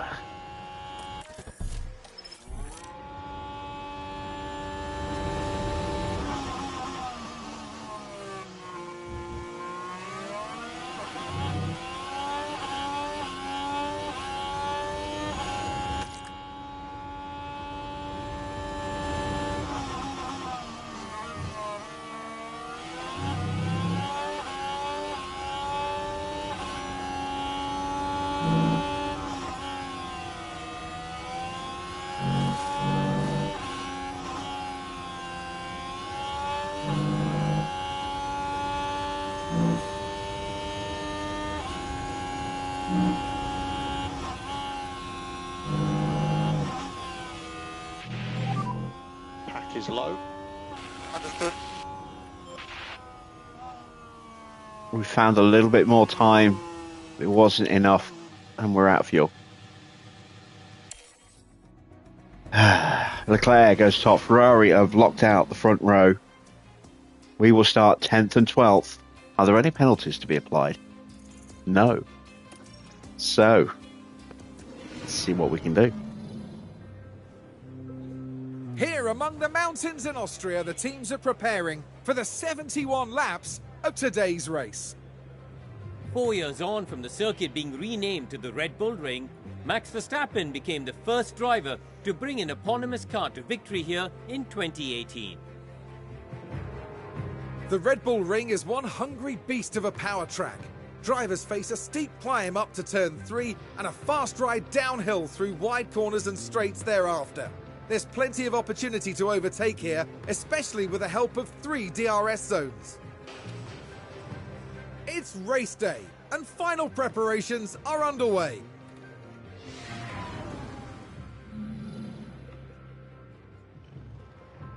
Looks like it will start wet. 2.5 mil. Moderate rain. Might not be dry at any point, and it's not. It's going to be wet all the way through. And is that going to be wet enough for actual wet tyres? I don't know.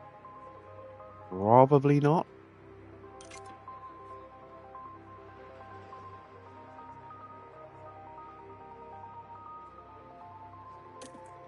Okay, let's see what a single set of inters would look like.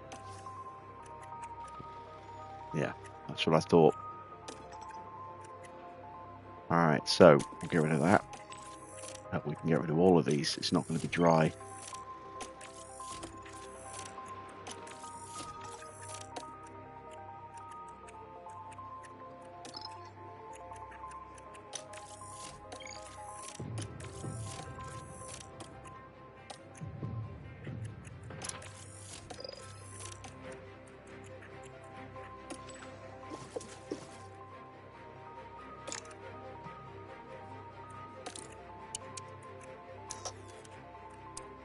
Take 3 laps of fuel out. Just try and be light off the line. We should save all the way through the week, through the race, because of the wet weather. But again, we get a safety car. You know what? I'm going to take another 2 laps out, and we'll do some dedicated fuel saving if we don't get a safety car. Let's go really light off the line. All right. 7th of the grid for the start of the Austrian Grand Prix. Well, it's great to have you with us, folks, as we settle in for the weekend's Grand Prix action. And a chance for Nico Hülkenberg to prove a point today. For P17, you know, they could try and be clever here, and then who knows what they could manage. So let's see what today has in store, shall we? The crowd are ready, the cars are ready. It's the Austrian Grand Prix. And it's lights out, and away we go.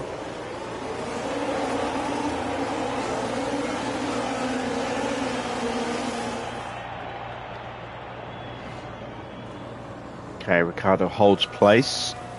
Russell gets up the inside of Sonoda.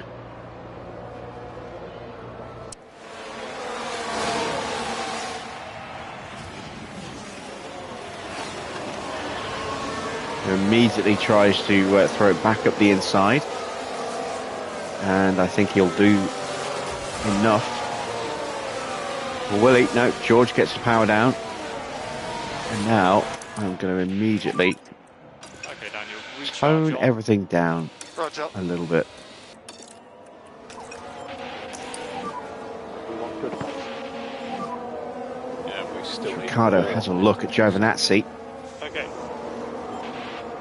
Red Bull with more downforce. And a quicker line around the outside.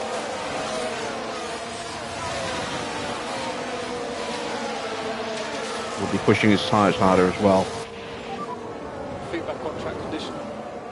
Turn 8 here and very down.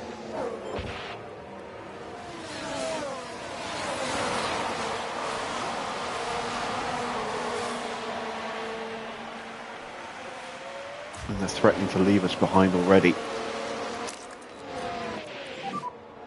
Use overtake. Okay. Overtake available.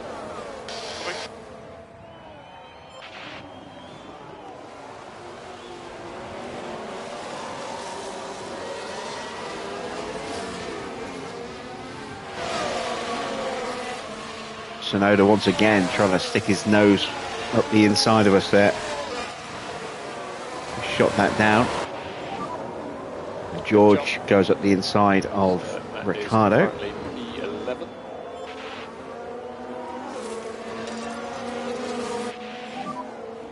So start closing up that gap.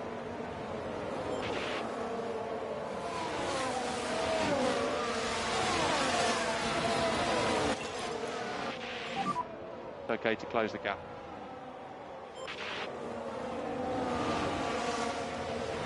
Now it's the first little bit of fuel saved already for Ricciardo. 0.1 kilos.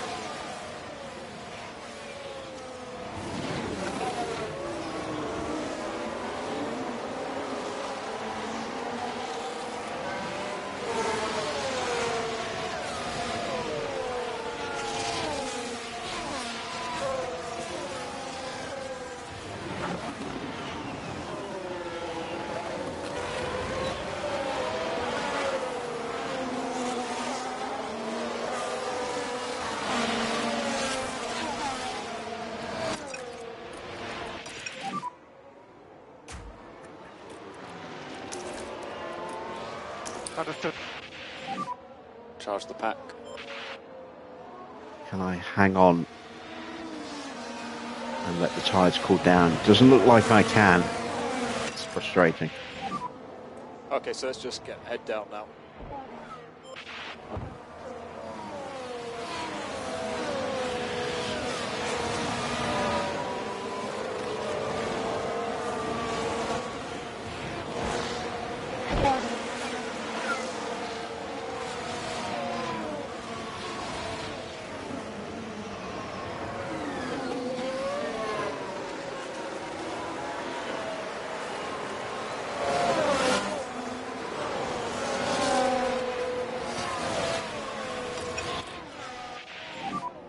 So as much tyre cooling as Early fault for Valtteri. And that's the gears set. Problem with his gearbox. That will probably remove any lingering hopes he had of getting in the points today.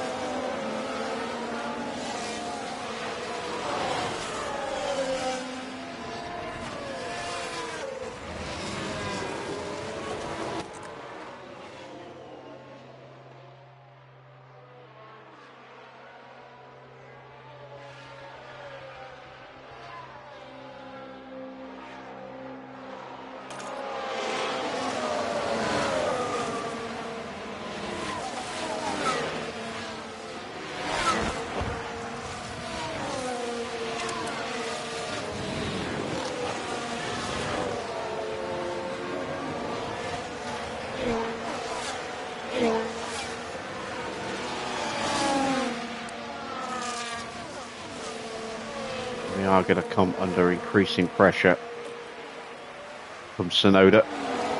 He has George's slipstream, but he runs wide on the exit. Has to lift, and he drops behind Van Dorn.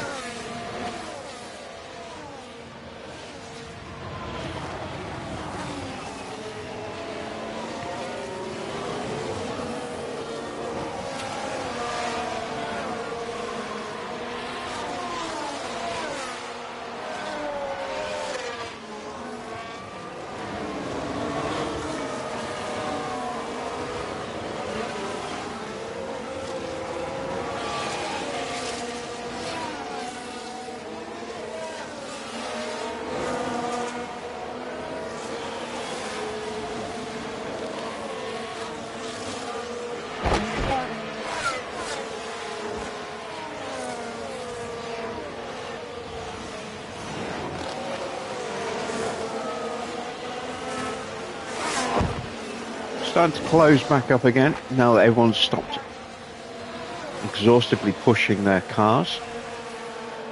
Fuel saving is already starting to kick in, down to 6.4 now. So we saved 0.4 kilos in the opening few laps.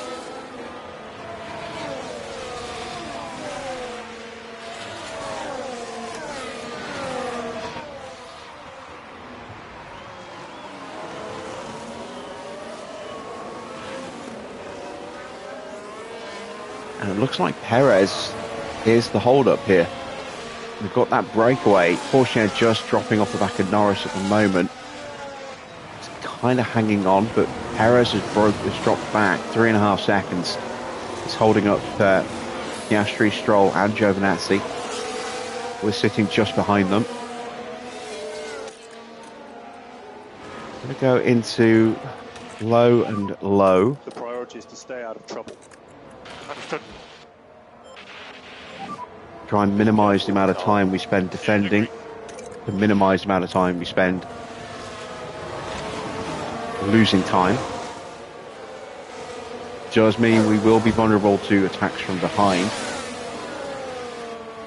Van Dorn very close, but I think it's worth the risk.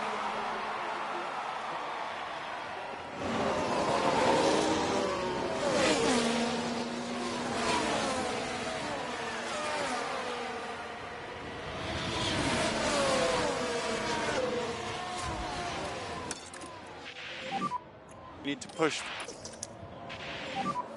George recommend we start bringing the battery back up. I mean,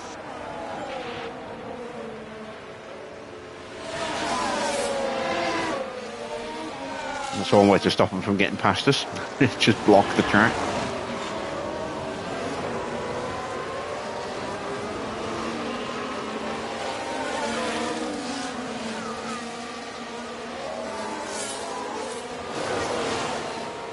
And there's that move that I was worried about. Release the battery. yeah, I can't. And that keeps us clear. And happy to pick up the pushing level.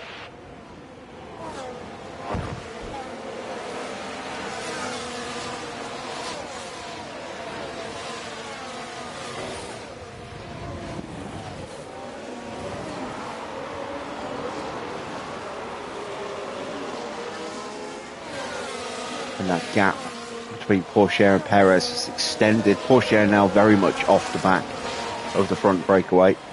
The two Ferraris starting to break away themselves.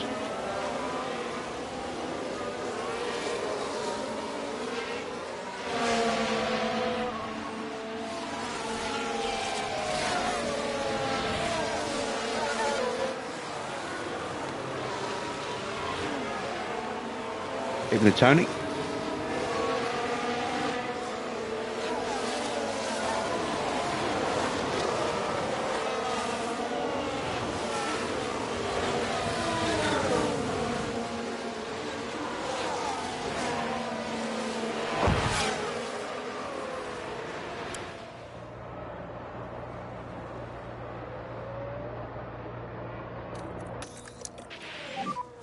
Yeah, copy.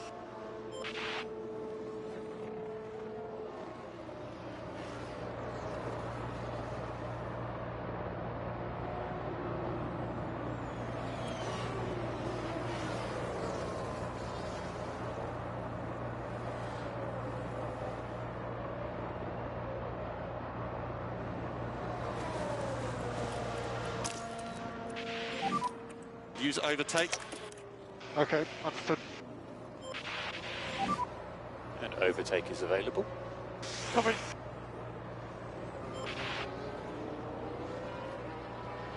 Right, Russell punches through. We're right onto the back of Giovinazzi again.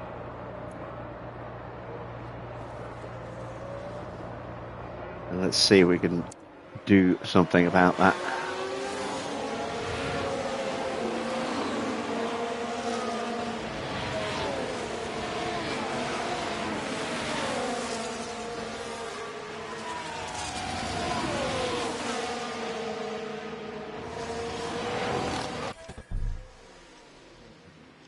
That's not a bad shot.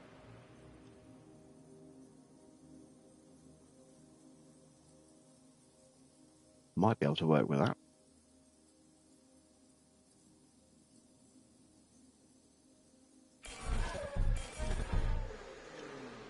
Let's try that one as well. We'll lose the Red Bull. That's a pretty good shot of our two cars nose to tail.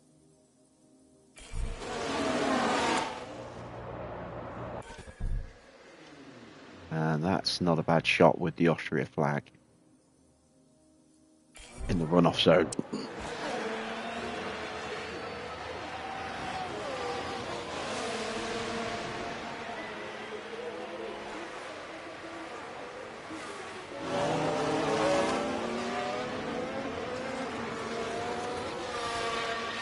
I would argue Schumacher not that bad in comparison to Max. Schumacher didn't do that kind of thing anywhere near as frequently. I mean, he did it in 94 against Hill. He did it in 97. It didn't work against Villeneuve in Jerez. And he was a bit naughty against Rubens at the Hungaroring, pushing him towards the wall. Yep. When he was in Mercedes in 2013, 2012, 2013. I think it was 2013. But generally, he wasn't that dangerous. He just made a couple of really questionable moves throughout his career, but he wasn't generally dangerous. He was aggressive, but he wasn't dangerous. Max is dangerous. Pack is low. Understood. And Max is much more of an offender. Currently P9. So ahead of you, you've got Stroll. Gap ahead 1.2. Was Adelaide 95? I thought that was 94 for some reason. Gap 0.3.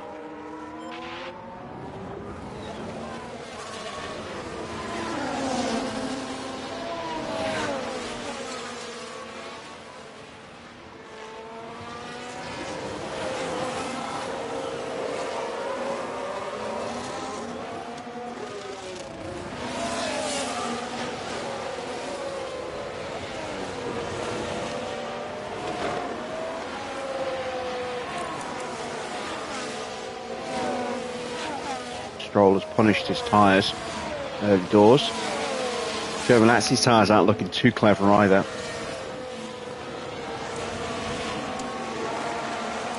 But already we've lost 13 seconds to Hamilton.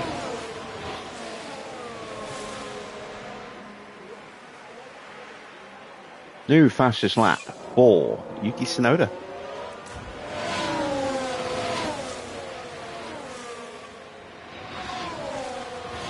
Trying to hunt down Ricciardo.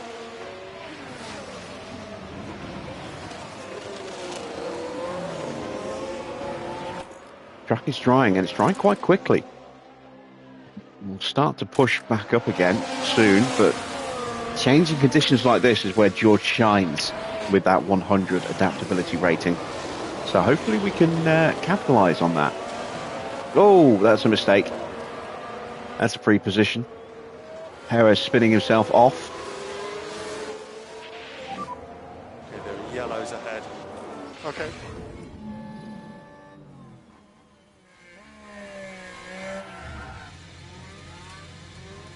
Sorry.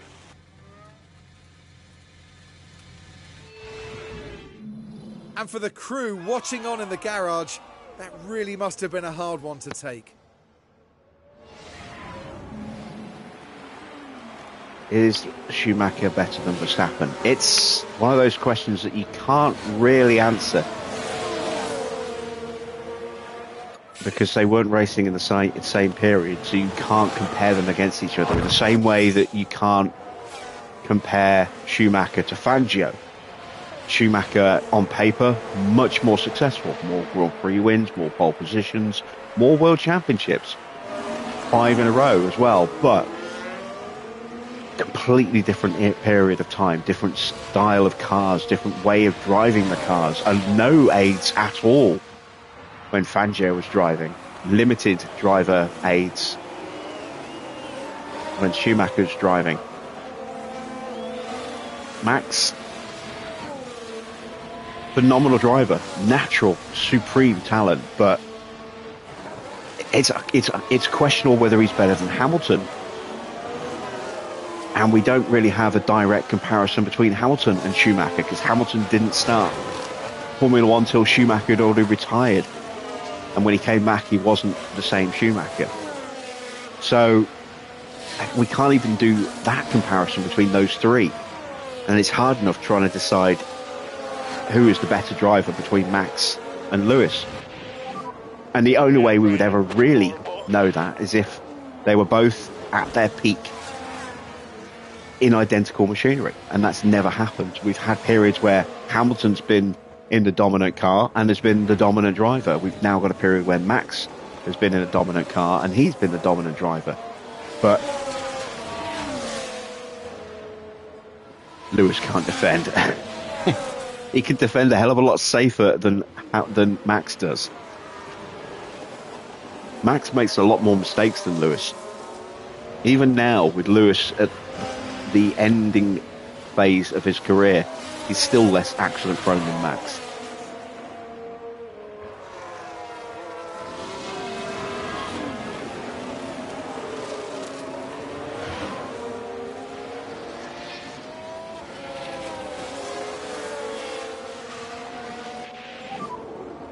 Max drives on pure aggression and at times petulance and vindictiveness.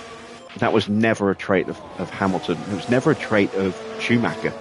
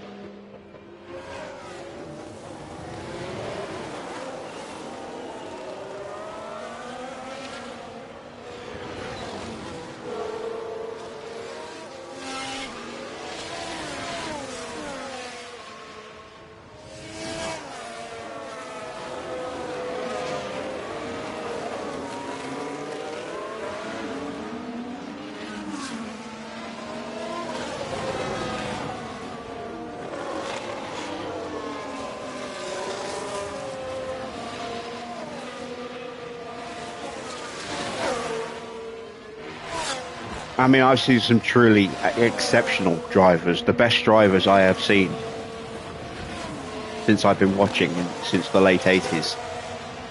Senna was the driver of his era, hands down. But there were other very, very talented drivers you can't discount. Prost, Mansell had his moments. He drove with pure heart. He was an aggressive driver, but he wasn't a nasty aggressive driver like Max is. He was a fair aggressive driver, but he wasn't at Senna's level, and he will admit that. So Senna was the standout driver of that era. Schumacher was obviously the standout driver of the mid-90s through to the mid-noughties. Alonso, supreme driver. arguably deserves more than the 2 World Championships that he's got. He's only won like 30 odd Grand Prix.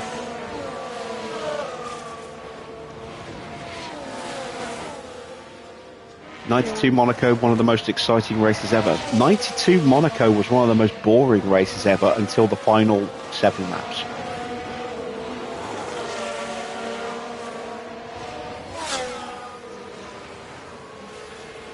Everyone romanticizes that race based on, as a great race when it was like 7 laps of it was exciting, and that was it. The last 7 laps. Mansell was off way in the distance. Wasn't going to be caught. Then he thought he had a puncture. And then he drove, back to the pits, put on a new set of tyres, came out behind Senna, pushed like crazy, got onto him really quickly, and then Senna just drove brilliantly and made his car just wide enough for every corner, and kept Mansell behind. It was 7 very exciting laps, but that's all it was. The rest of the race was boring as sin.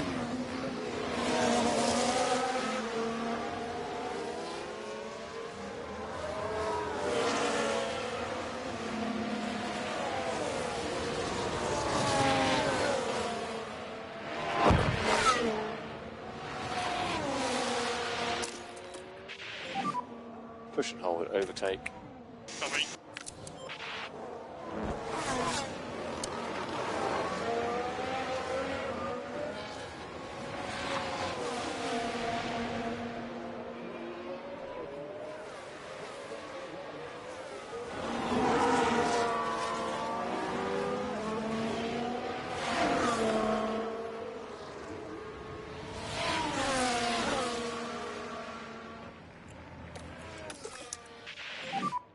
Remember, recharge. Understood.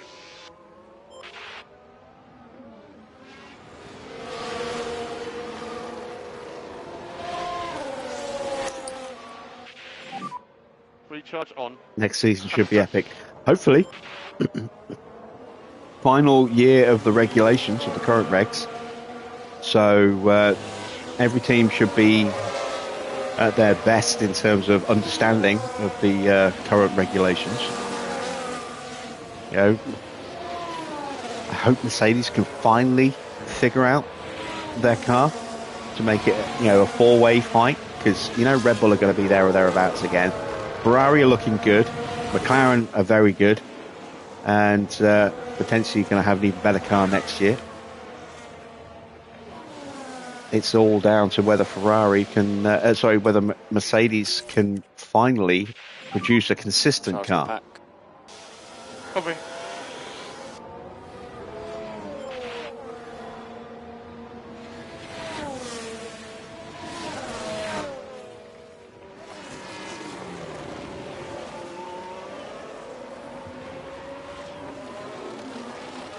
First driver to win for 3 teams. You mean the title? Because there's been other drivers who have won races in more, in other teams.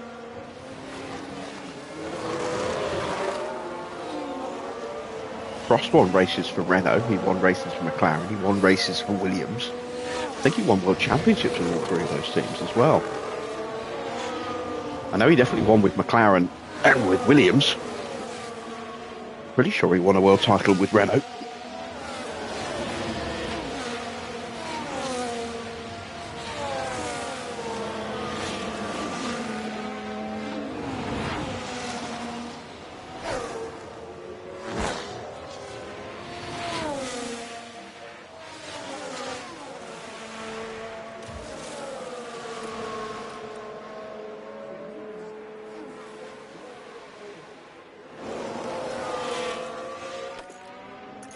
Right, how are we looking on tyres?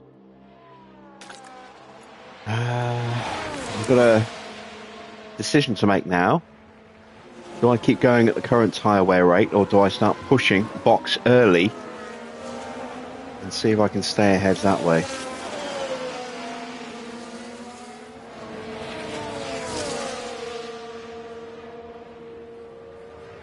Hakkinen was a quick driver, but he wasn't a true great. Hakkinen needed that, mighty fast McLaren. Let's not forget Hakkinen was around many years with McLaren before he won his driver titles in 98 and 99.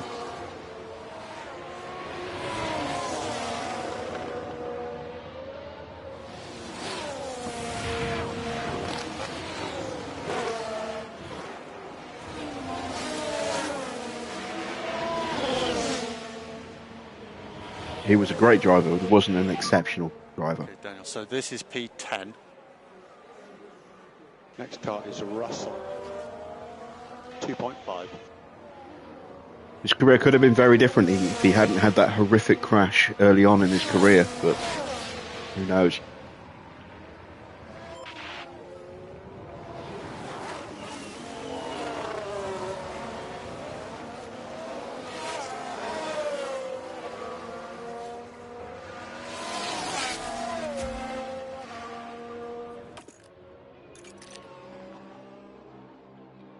I wonder if it's going to get above 4 mil later in the race.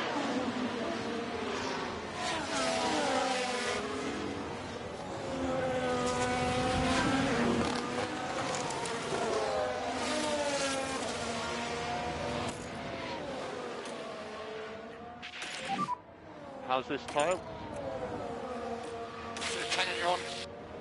Excuse me.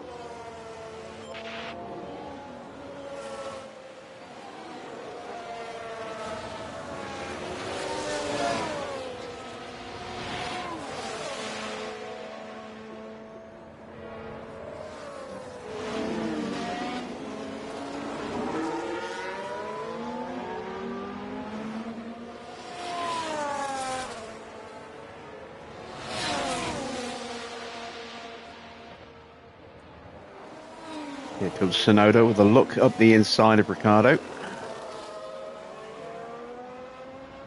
Get the move done.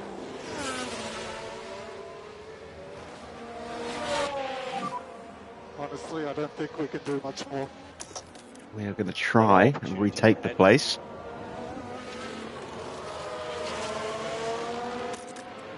Gap 4.5. There we go. And that was a net confidence gain for Ricciardo. Roger. And saying that the car was bad before 98 is kind of besides the point. The true greats can make chicken salad out of chicken shit.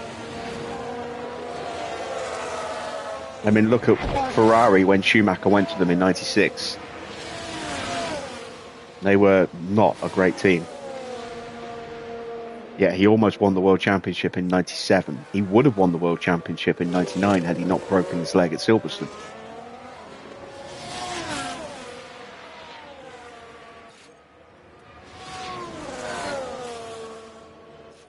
Could easily have won it in 98 as well.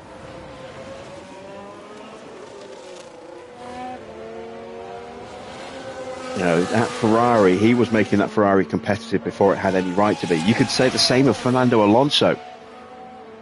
When he was at Ferrari, he put that Ferrari in a title-winning position in, you know, in two separate seasons that it had no right to be, you know, in the Vettel era.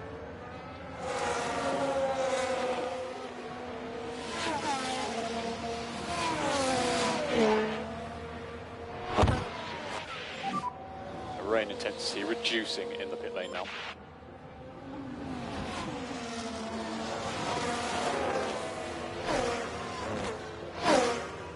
Oh, we got our first pit stop. It's Lance Stroll.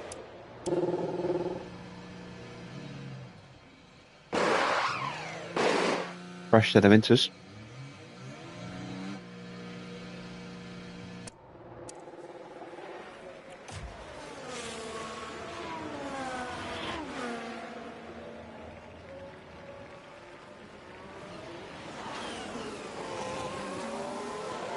So we're running 8th and 9th right now. And we've had our first blink from the AI. And recharge on, recharge on. Okay.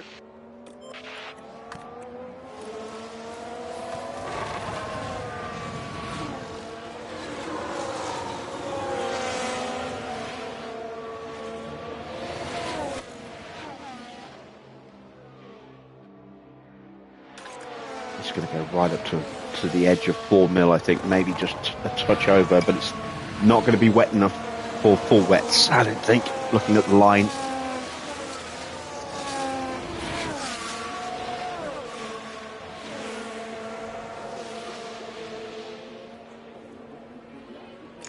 Max is in, Van Dorn right behind him. Hulkenberg coming in as well, so both Astons stopping on the same lap here.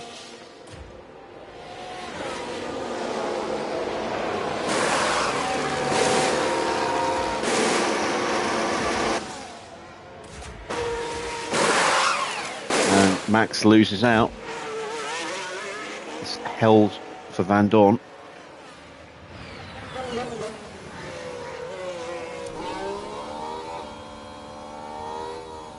They come out at the back of the grid.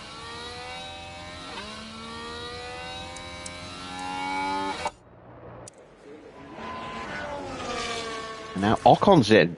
That's an early stop from Ocon.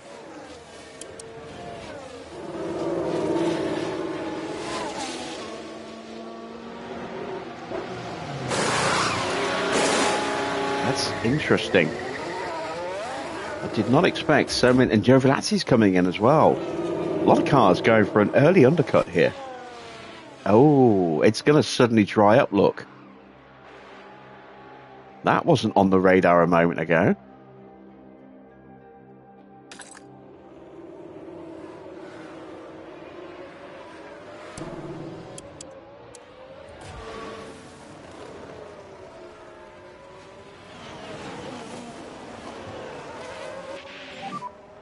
So right now we have track position over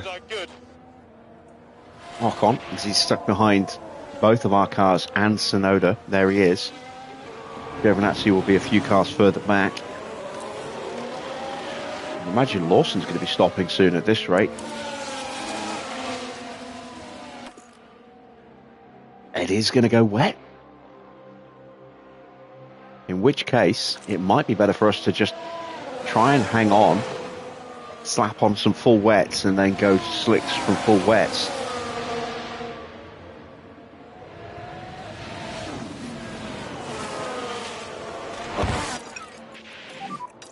Raining heavy in pit lane. Let's get into the tyre cooling, please. Coming.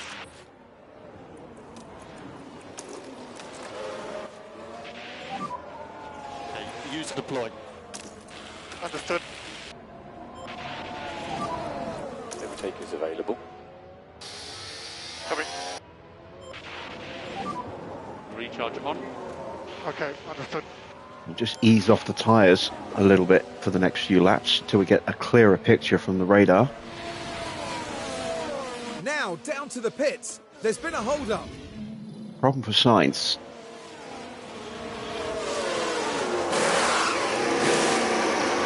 Oh yeah, that right rear does not want to go on, look.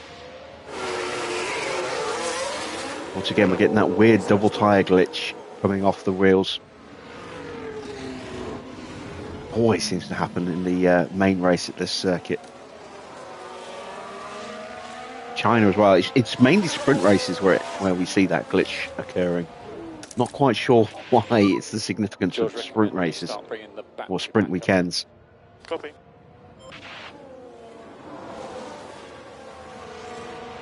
We're down to minus 3.8 kilos. So we saved a chunk of fuel, but if it is going to be dry at the very end, we are going to need to potentially do a bit more. And the wet has disappeared from the weather radar. It's gone back to damp.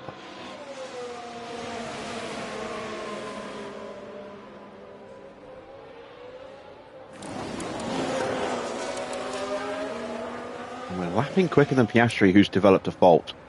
Didn't see that one pop up. Gearbox. Been like that for 5 laps now. Here comes Tsunoda again. We shut him down.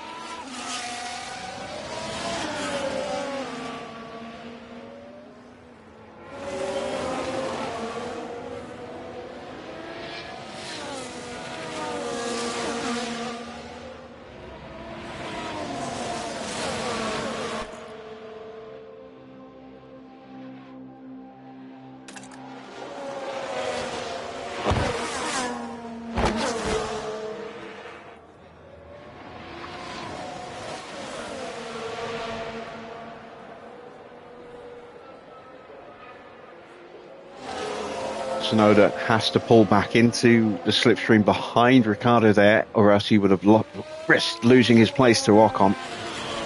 Ocon's actually helping us out here without realising it.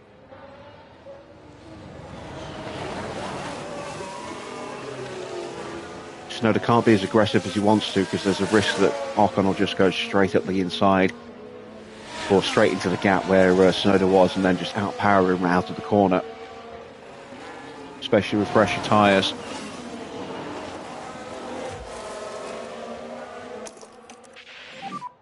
We'll have overtake available. Copy.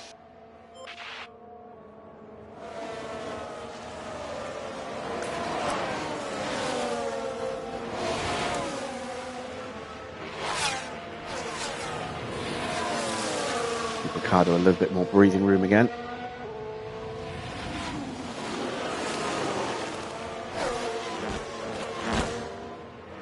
And Tsunoda boxes. So now we're going to have to deal with the brunt of Ocon's attacks ourselves. Charge the pack. Yeah, copy. The wet has come back, but it's now been delayed by 4 minutes.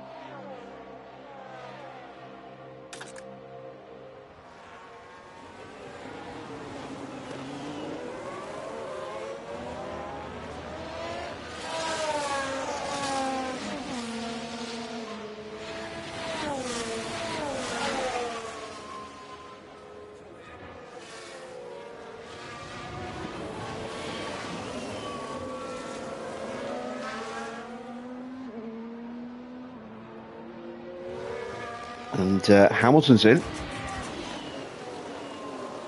Let's see what tyres he throws on. It's got to be another set of inters. Norris coming in as well. It is inters for Lewis. Good stop. See what Norris goes with. Harrows gets a fault.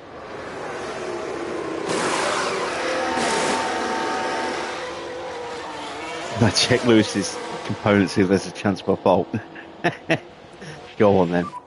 Let me just get back to Ricciardo. There we go. Yeah, no, that's not going to happen. I mean, any fault, any part could get a fault, but the chance is not increased because of running worn parts. Here comes Ocon. This time he is going to punch his way through.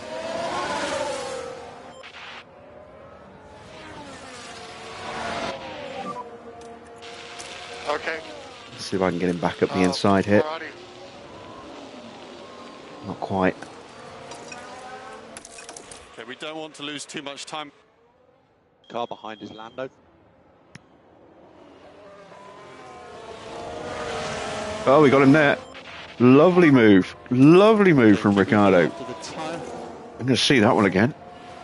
That caught me completely by surprise. Wasn't expecting him to have a go there.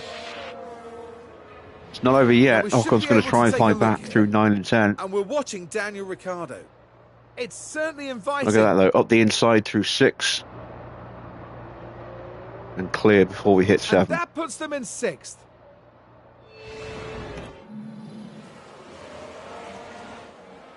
Shut him down through 9.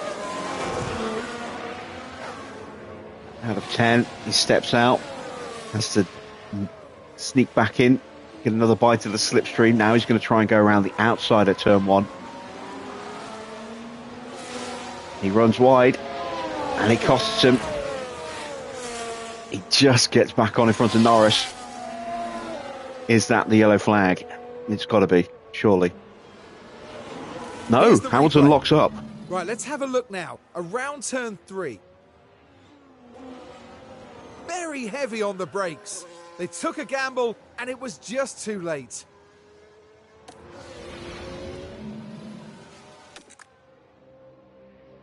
Still don't have enough information to determine what the right tyres are going to be.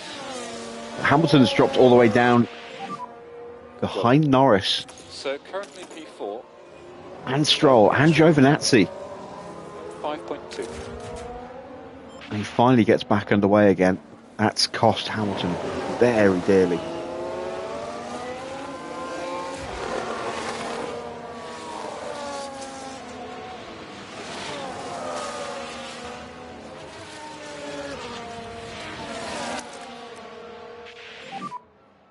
overtake is available. Yeah, roger.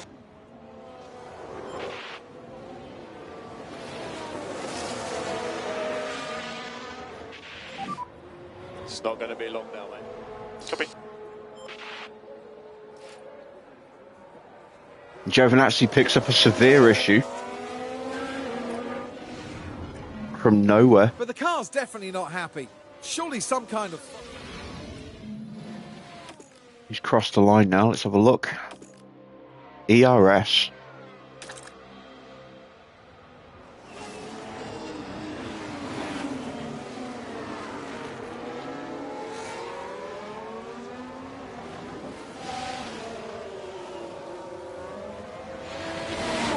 Come on, Danny Rick.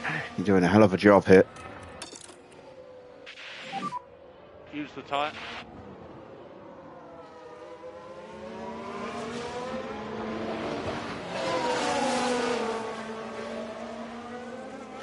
He's going to have another look at 6. Yep.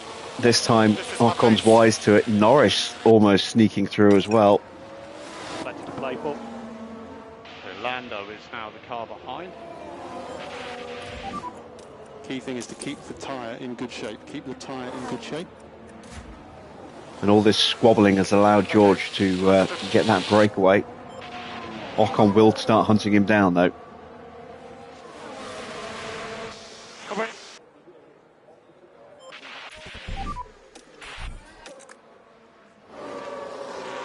Getting a clearer picture of the weather, and I think it might be worth going to full wets based on what we can see so far.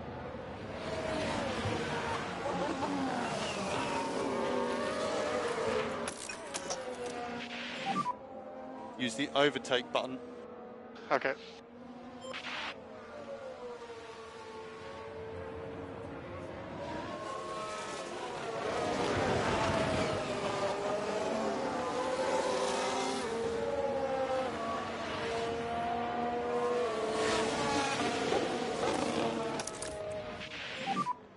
Recharge on.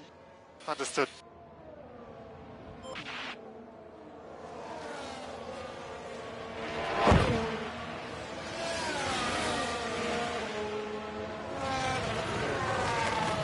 Norris is going to get us as well. It's just a matter of time, and this might be it here. He has the inside through 10. We do hold him off. There's no DRS. Perez's fault escalates. I'm running out of battery.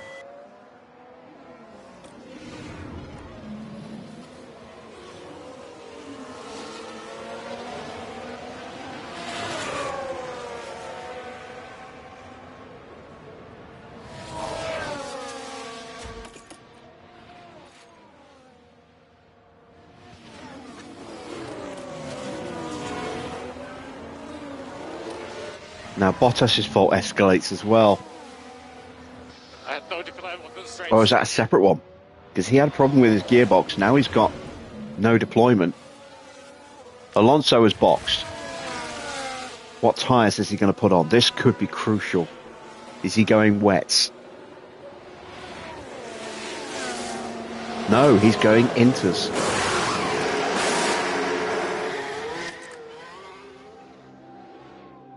I need another couple of minutes to make my decision. Norris does get through. He just had the run. Got us under braking. He's got so much more grip than us right now. Hopefully Danny Rick can stay with his ex-teammate. Stroll is closing up quickly as well. So's Hamilton. Even Giovinazzi's closing up a bit as well, despite his issues.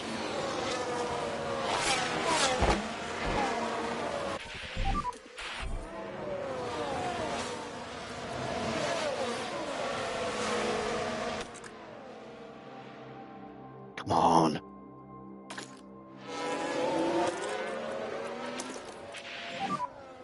Stroll goes wide. Yep. Okay, maximum pace. Let's give it everything now.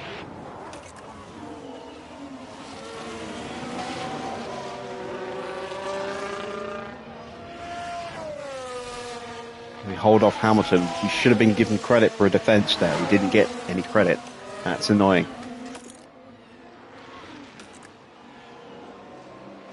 It is going to be wet for a period of time. We're going to absolutely batter what's left of these tyres.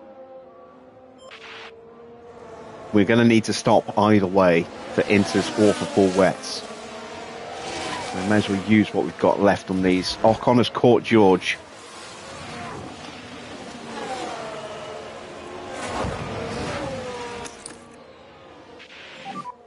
Make sure we get the pack back. Okay.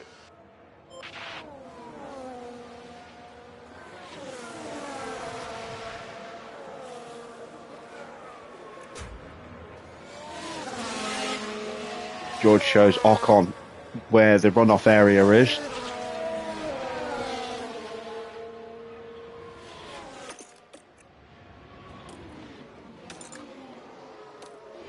Another fault escalation. And as far as we can tell... So that's got to be... that's got to be his gearbox this time.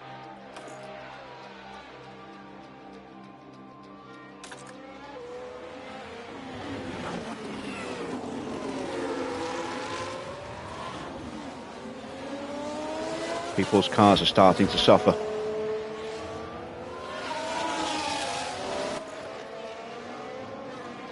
It's gone damp now. It's only going to be wet very briefly. How long till it goes full? It's too long. We're going to have to box.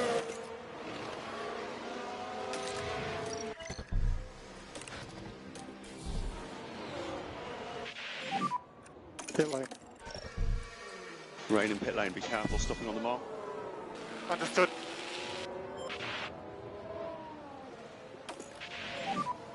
Box, box. I'm committing to the inters. Copy, box. But we can leave them in full push now.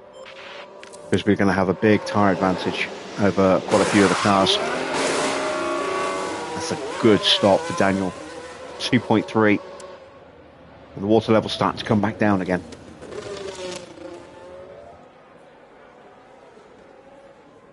And now it goes back up again.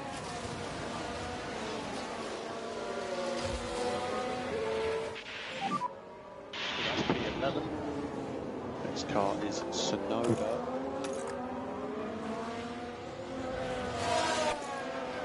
Verstappen now the car behind. Verstappen 2.5. It's not going to stay wet enough, long enough. Now. Have to go with the inters.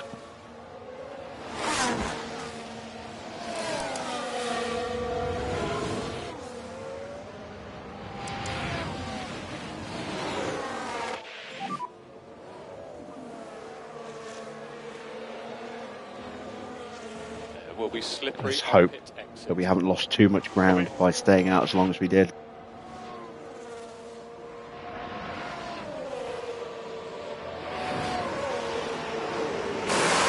Oh, come on.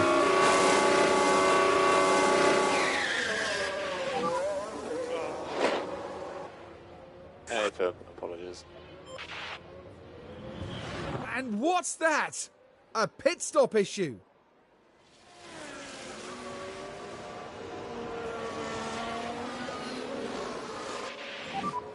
Currently P10. And next car now is Sonoda. So gap ahead 3.7.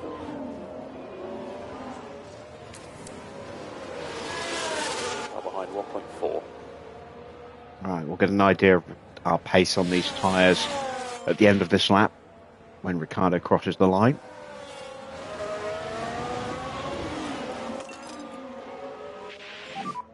Flat out.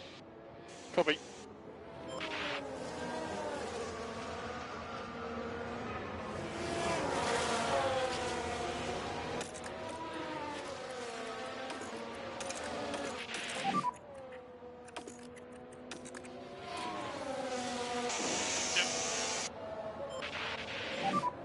You don't need to take any risks. Okay.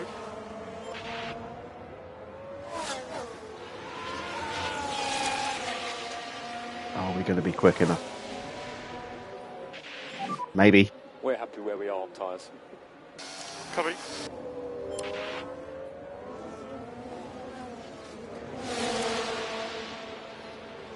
We're 20 seconds behind Ocon.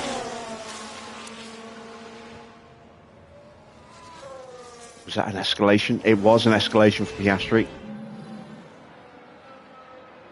The vibrations quite bad.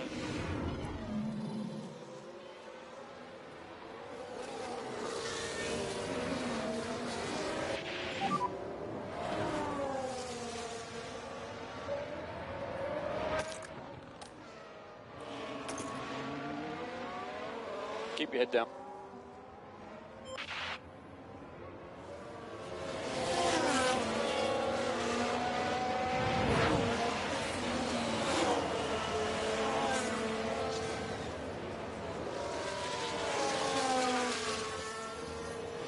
Ricciardo just swoops around the end there, finally.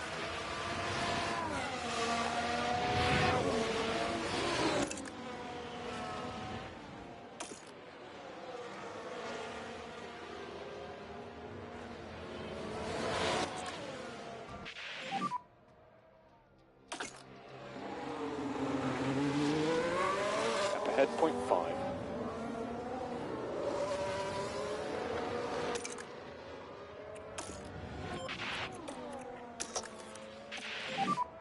Overtake will be available.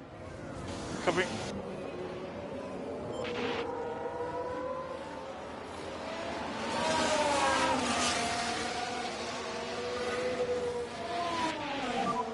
Currently P11. Gap ahead 0.5, behind 0.5. Gap behind 2.8.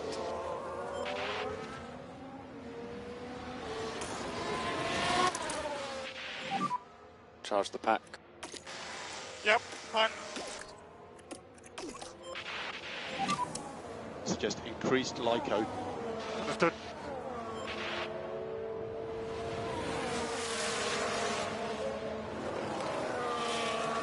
Let's take about an extra kilo of fuel off that deficit.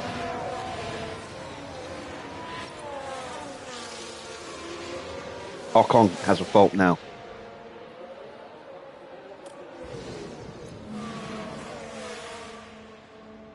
Deployment.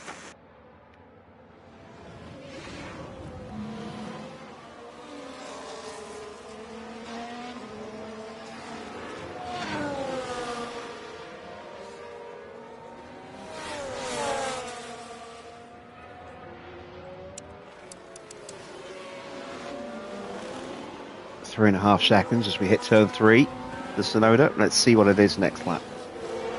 I forgot to look at the gap across the line. I think we are closing, but probably not quickly enough at this stage.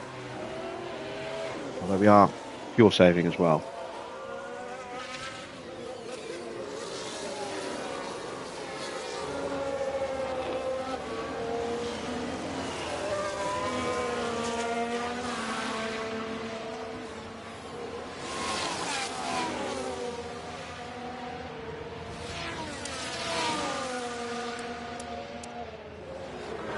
And you see the state of our tyres against all the cars in front of us.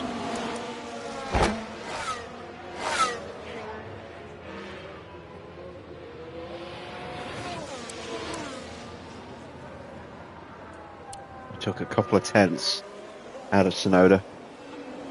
Would have been nice to take a bit more than that.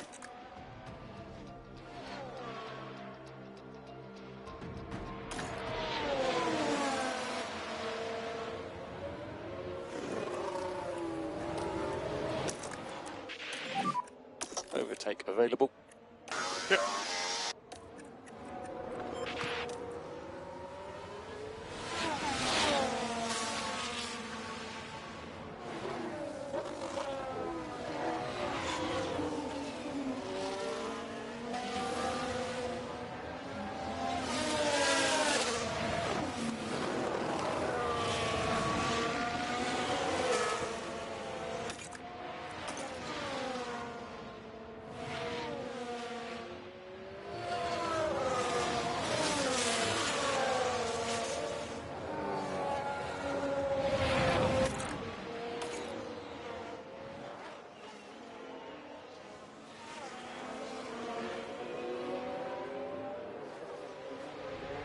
There we go.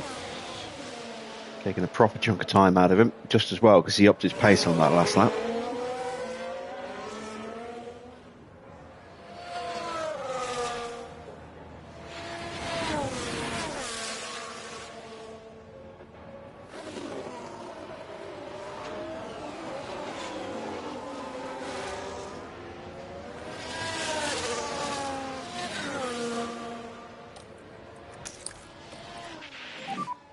George, recommend we start bringing the battery pack up. Understood. Your recharge on is good. Up the fuel save in a moment. Okay, understood.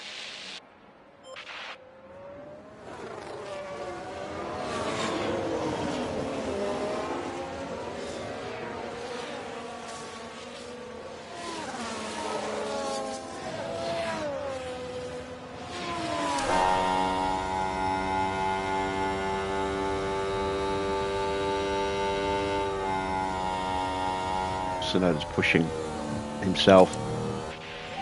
See what he does across the line. A 1:12.7. Yeah, he really did go for it. Copy. I could see that gap going straight back up again the second we lifted the battery. Alright, let's turn the fuel saving off. Lift and coast. Copy.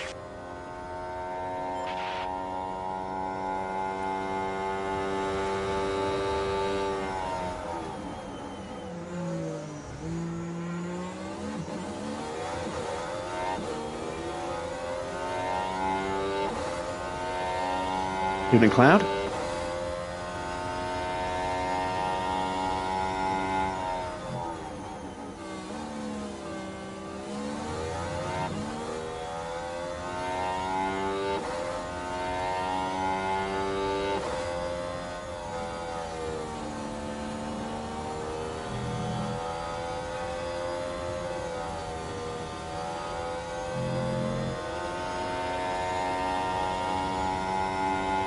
Snow's still pushing. Let's find out.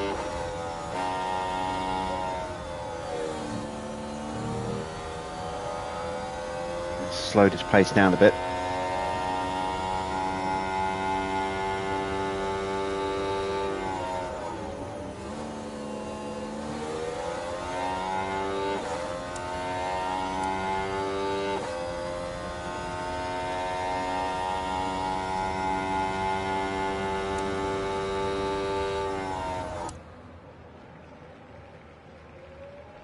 Ricciardo looks to make a move.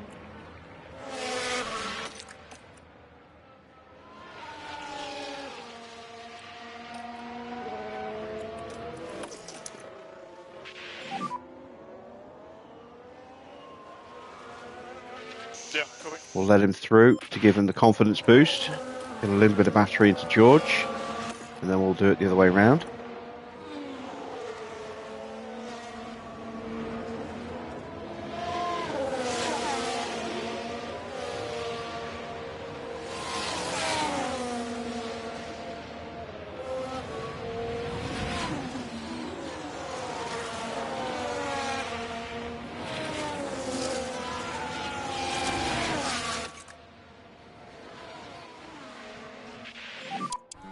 Gap 0.6.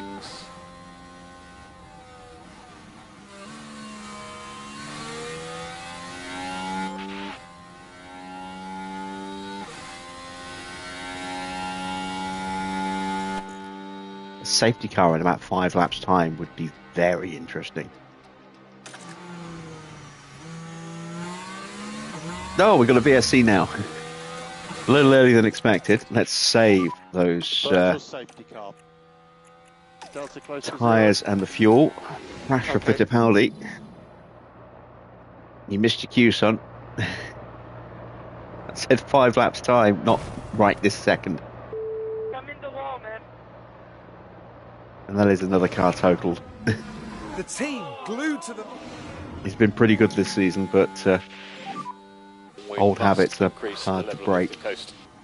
Copy.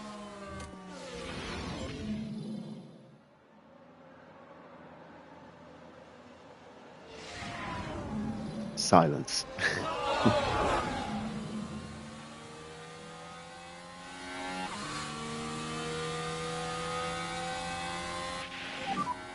So you got a car in the barrier. Let's take a look at the rest of the field. So Piastri's gearbox is not in great shape at all. Giovinazzi's ERS is in really bad shape. Ocon's ERS is okay, a little tricky, but could get a lot worse. Yeah, 0.3. Perez's ERS is in rough shape. Bottas's gearbox is hanging on. There we go, that is everybody.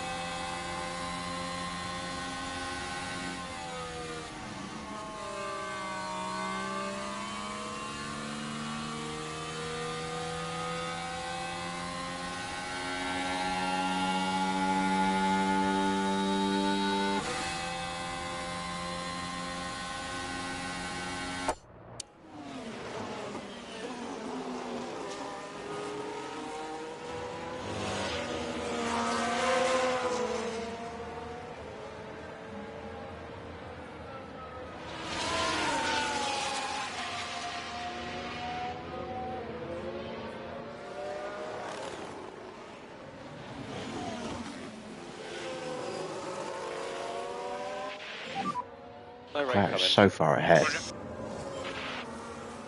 Hamilton's going to sell back up to third.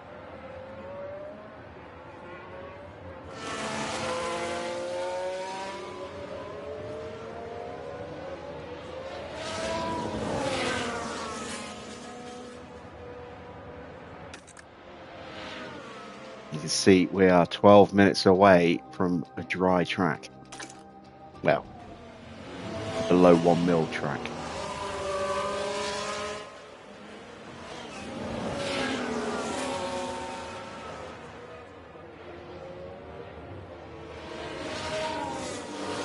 Tsunoda and Giovinazzi are nose to tail. Giovinazzi's pace has really dropped off if Tsunoda's on his gearbox like that.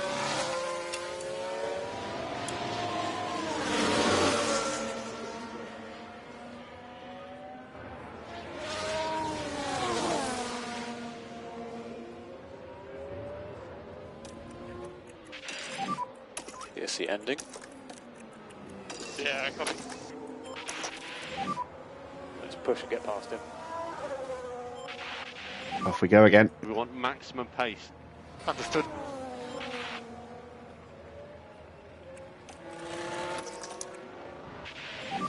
Another yellow Focus on flag. recharge. Okay, cheers. That didn't take long. There's a yellow flag now. Spin for Joe.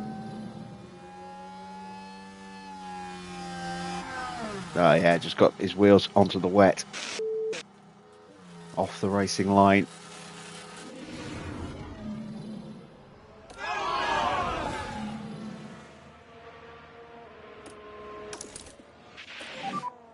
Recharge on is good. Okay. Use overtake. Understood.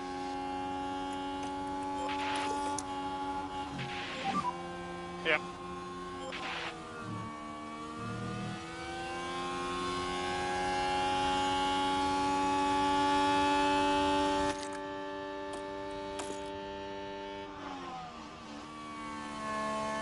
Back off, George. Okay, next car is There you Russell. go.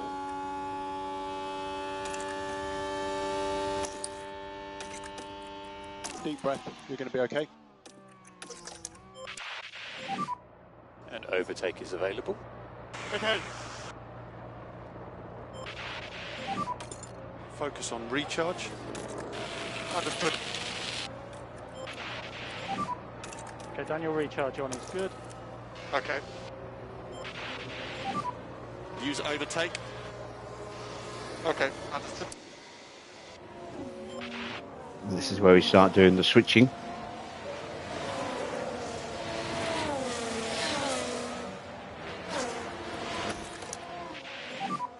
Charge the pack. Yeah, agree.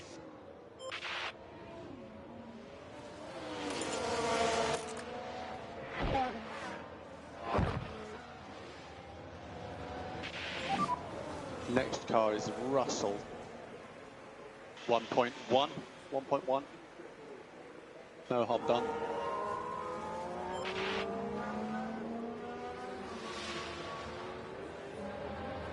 How am I doing in the championship? Doing well. Doing very well. P11. You will see the standings in a moment.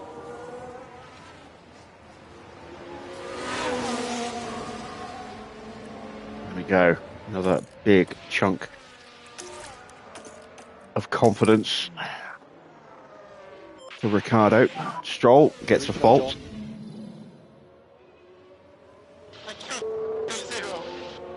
He's got an ERS issue by the sound of it.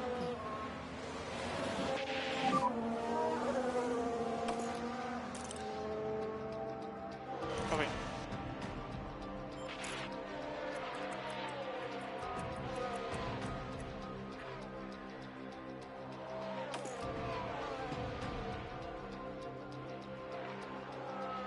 Can't be an ERS issue. Oh no, it's gearbox. It's giving us the wrong message.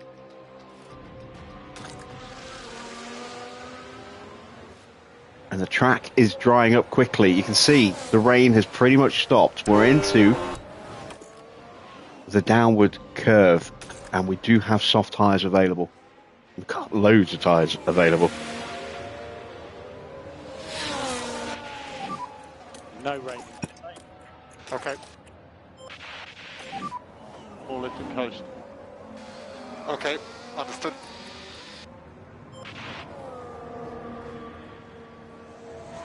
And this should hopefully be where George starts to come alive. I mean, Ricciardo's no slouch in these conditions at the moment either, but George with that 100 rating could be very quick with the track drying so quickly. We need to boost him through.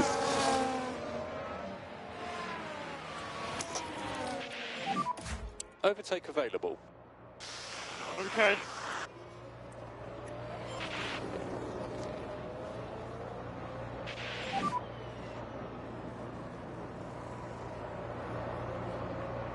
Gap 0.4. Keep your head down.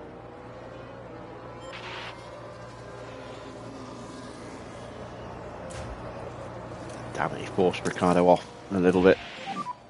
George recommend we start bringing the battery back up.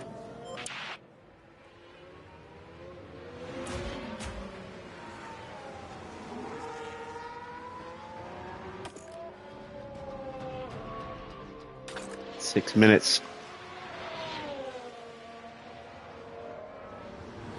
We could probably, if we were careful, have stayed on the other tyres, but they would be pretty garbage right now. And we probably wouldn't be that much further ahead of where we are right now, if at all, given how quick the cars behind us were. New fastest lap set for Lando Norris. His times are going to start tumbling.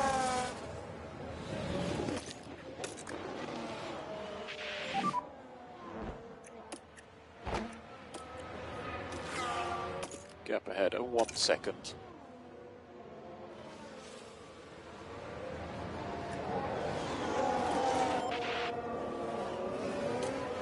Saving the spare fuel now for when we do go onto the dries.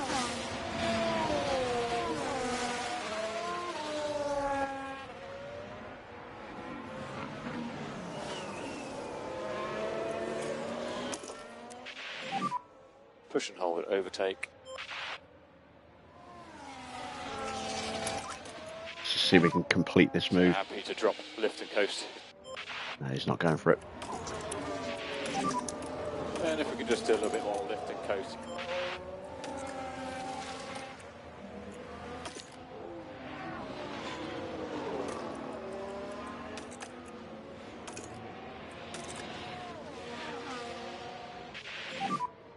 So, gap ahead, 0.4.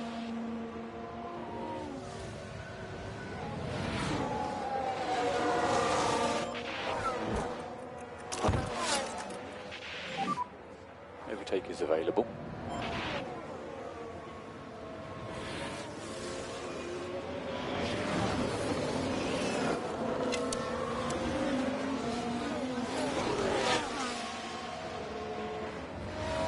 Sainz gets a fault escalation.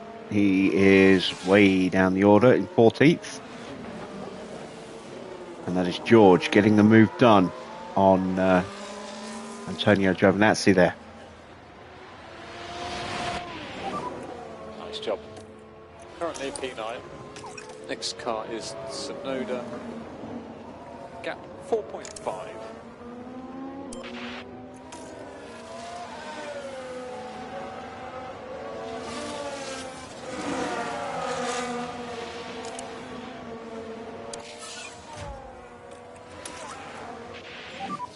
Suggest reduce a bit lift and coast.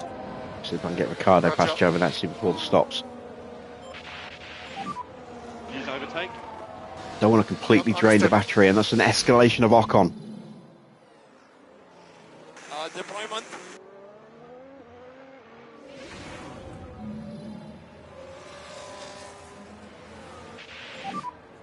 You are the fastest man on track.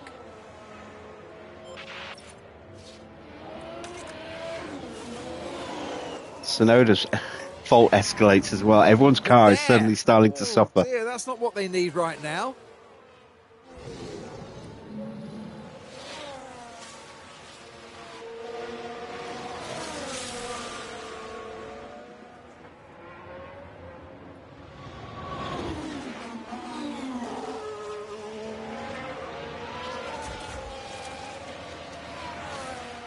Giovinazzi is finding some pace in the slipstream here. Got to try and break away.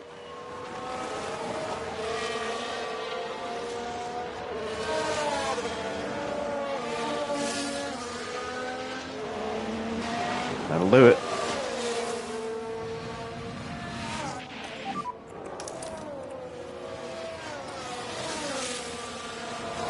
Gap behind 1.6.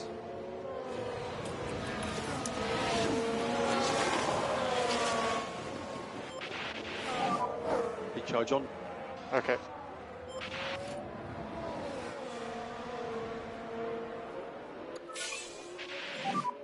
That was fastest lap. Okay. Times are tumbling.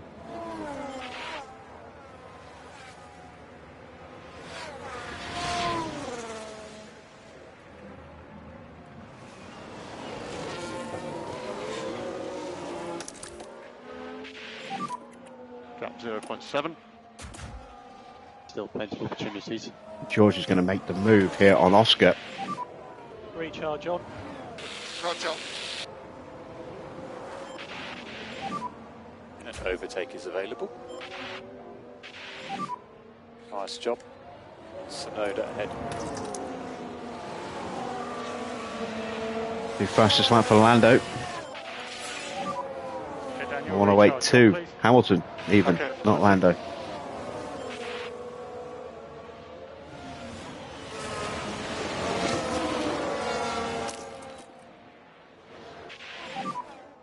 Okay, use to deploy. Yeah, understood. I want these overtakes. I want to get Ricciardo into peak confidence before I stop him, if at all possible.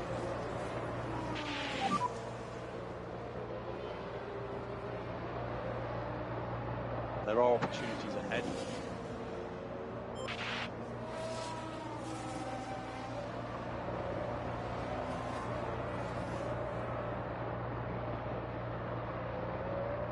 Can I get them both?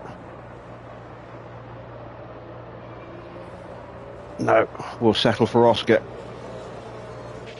Oh, now I can get them both. Oh, beautiful stuff. Beautiful stuff. We're out of battery. But beautiful stuff from Ricciardo there. So both drivers into peak confidence. That is dry. It's too dry. Recharge on. DRS has just been enabled at the worst possible time for Ricciardo.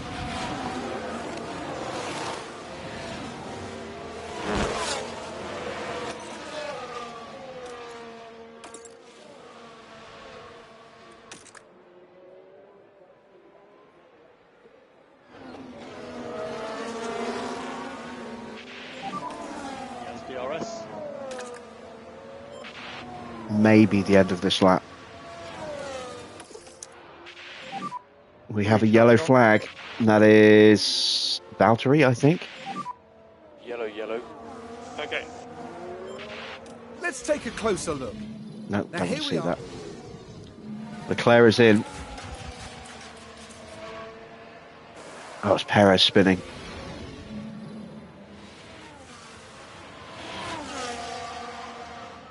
That's a big spin. It's a little early. Well, actually, no, it's probably about right. Sonoda, a car ahead. Ahead point 2.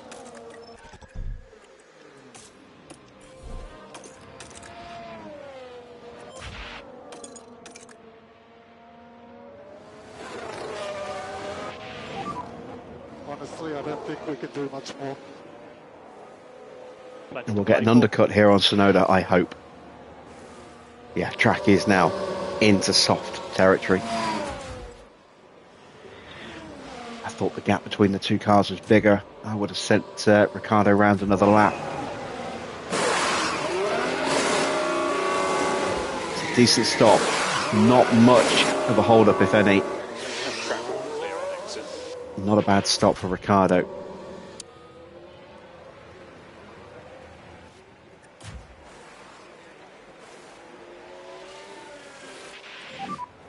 So that's currently P9. Right. Tyres will go to the end at full push. The gap now is 4 seconds. 12 laps remaining now.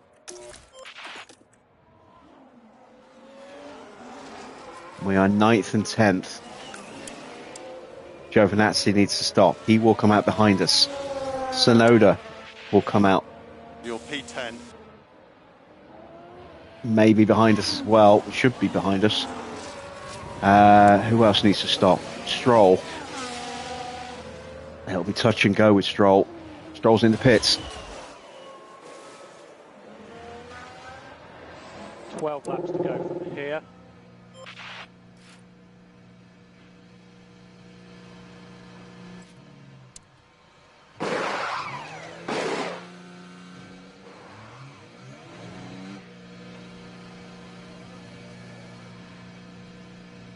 George is going to get through. I don't know about Ricciardo.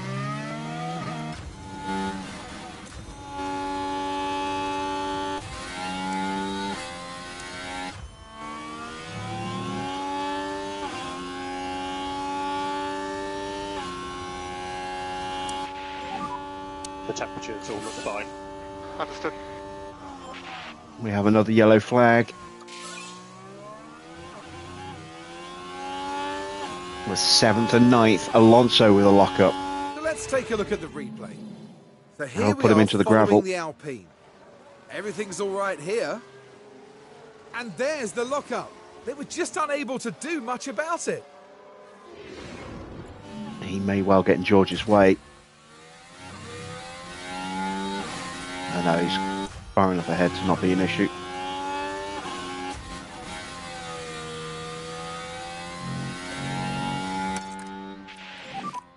So let's just keep these tyres in good condition. Yeah. Lift off end of straight. Understood. We are going to go for a fastest lap. We're going to wait until the track dries up a little bit more.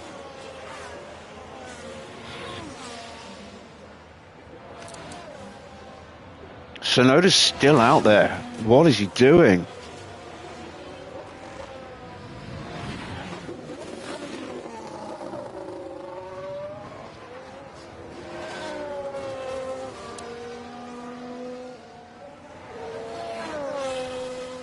See the gap going back up to Norris really quickly, and the gap to Russell is plummeting.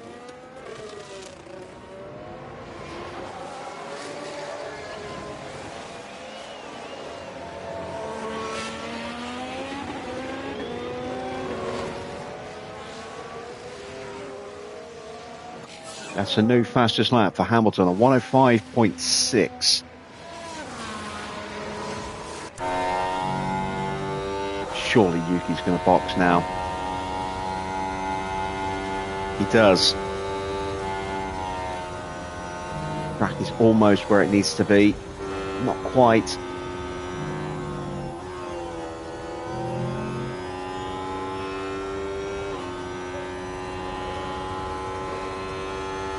We are 6th and 8th. This is a fantastic result as it stands.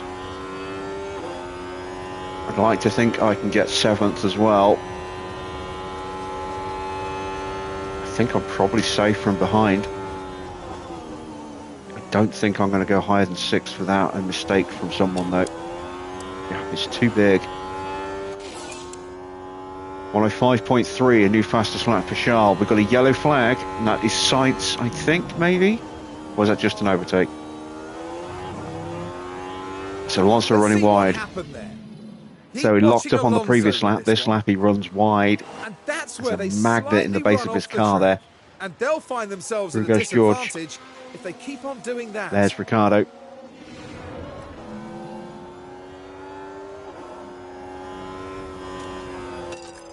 This is the lap we go for it with George. Okay, let's see what you got then. We'll do it with Ricciardo as well. 104.3.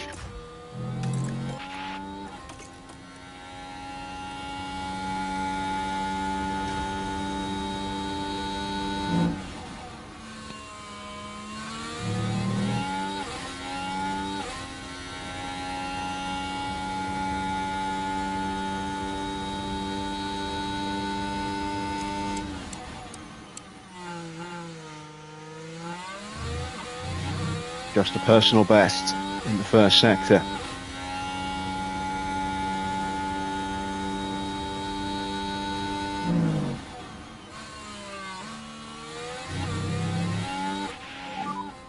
So we're happy with this level of management.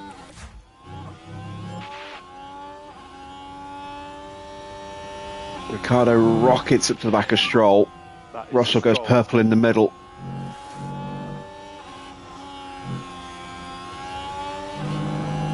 Still opportunities here.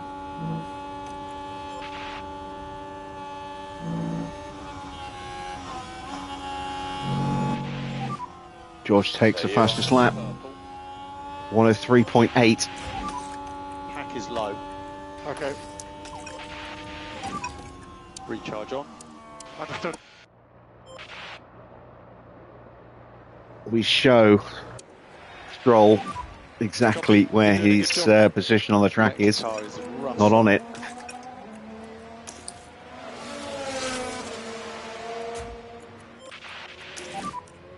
And if you can just cool the tyres as much as you can. Copy.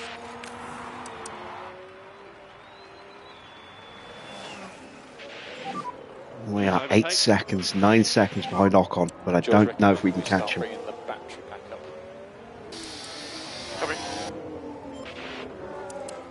Just letting the tyres cool down for a lap.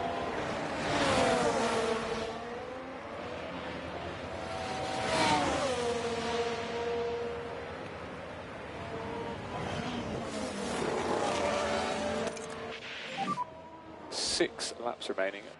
Copy.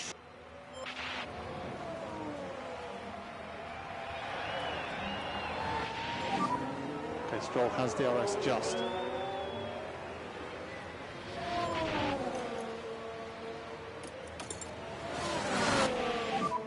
How's the tyre? Yep, it's good. Stroll gets the DRS from us. We get the better exit. He's got that DRS. He'll have a run at 4. Just gonna look at the inside.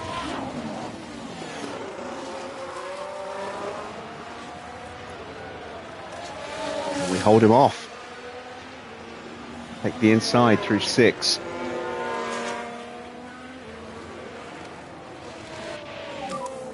Yeah, now we stop pushing. We haven't got anywhere near enough pace to catch Ocon.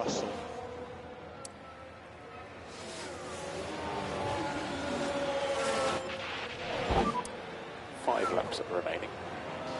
Yeah, copy.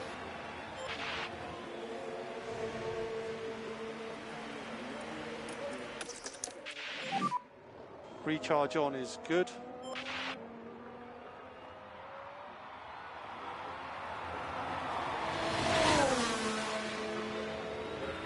6th and 7th would be worth another. Let's see. So the car behind you currently is Giovinazzi. 15 points because of the fastest lap. 14 without it. No harm done. Honestly, I don't think we can do much more. Giovinazzi is closing. But that's because we were harvesting. Let's see if he continues to close.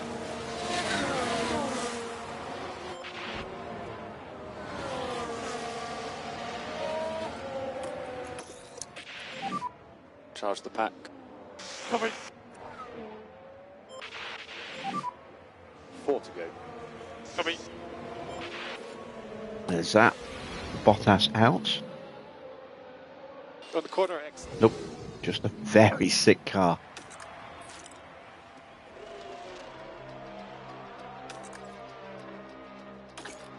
Engine playing up as well now. Good job. That's P7.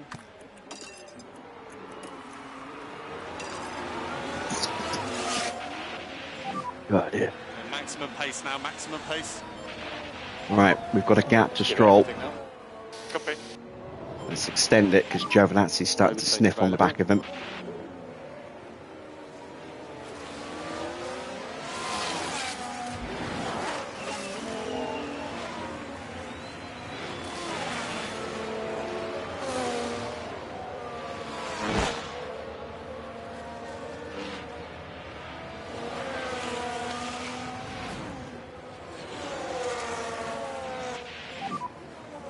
Remaining.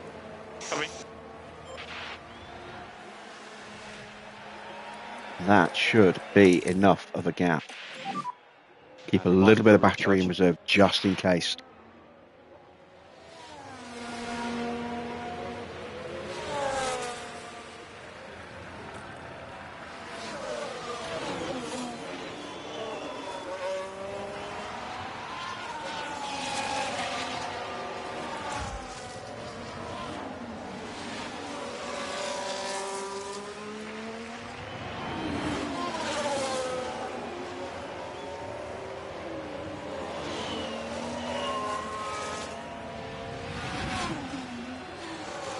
About to start the penultimate lap for George.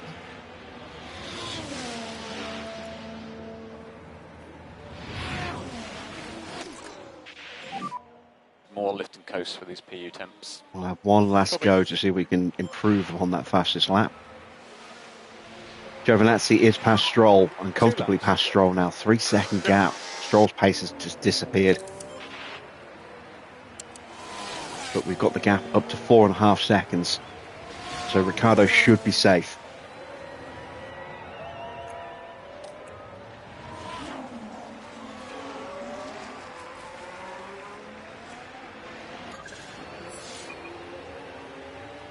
Leclerc starts his final lap. Hamilton is likely to stay second. Pourchaire's a long way behind him. I don't think Norris is going to catch Pourchaire either. Ocon isn't going to catch Norris. We're not going to catch him. I think it's status quo for the top 10, with the possible exception of Stroll and Tsunoda. The two RBs could end up switching places.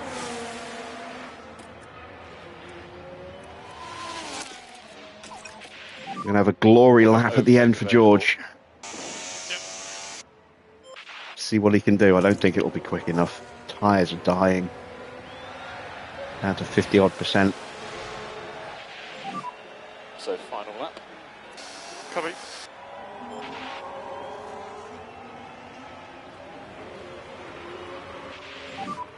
And if you could just give us tyre feedback. There's Leclerc coming round to lap Oscar Piastri, who just about stays on the lead lap. That's Leclerc! Charles Leclerc is today's winner. Charles Leclerc there, taking home the win.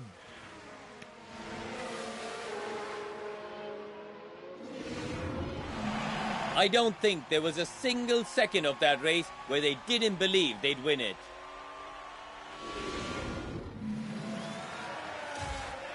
Hamilton comes home in second. Porsche will complete the podium. Another strong result for him. The young Frenchman is starting to make a name for himself. Norris will take fourth. Ocon's going to have to settle for fifth. And George Russell rounds the last two corners. He's going to take home sixth place and the fastest lap. That's 9 points for George tonight. Checkered flag is out. Here comes Ricciardo. 6.5 seconds ahead of Giovinazzi in the end. And 6 more points for him. What a great result for the team. 15 points from the race, plus the points we got from the sprint as well. We have nailed our season already at the halfway. We're not even at the halfway point, and we have now completely got where we need to be. Someone has run out of fuel, I think. Everyone's across the line, so we're not going to see who it was. That's Oscar Piastri, after what was a very exciting Grand Prix. Yeah, they crossed the line P11, sadly just missing out on the points. And the Monegasque driver certainly proved his worth with a terrific drive today.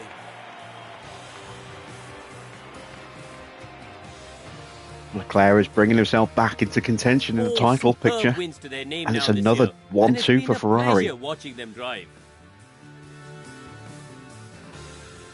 Well, there were mountains to overcome here in Austria, but those three managed to climb to the top.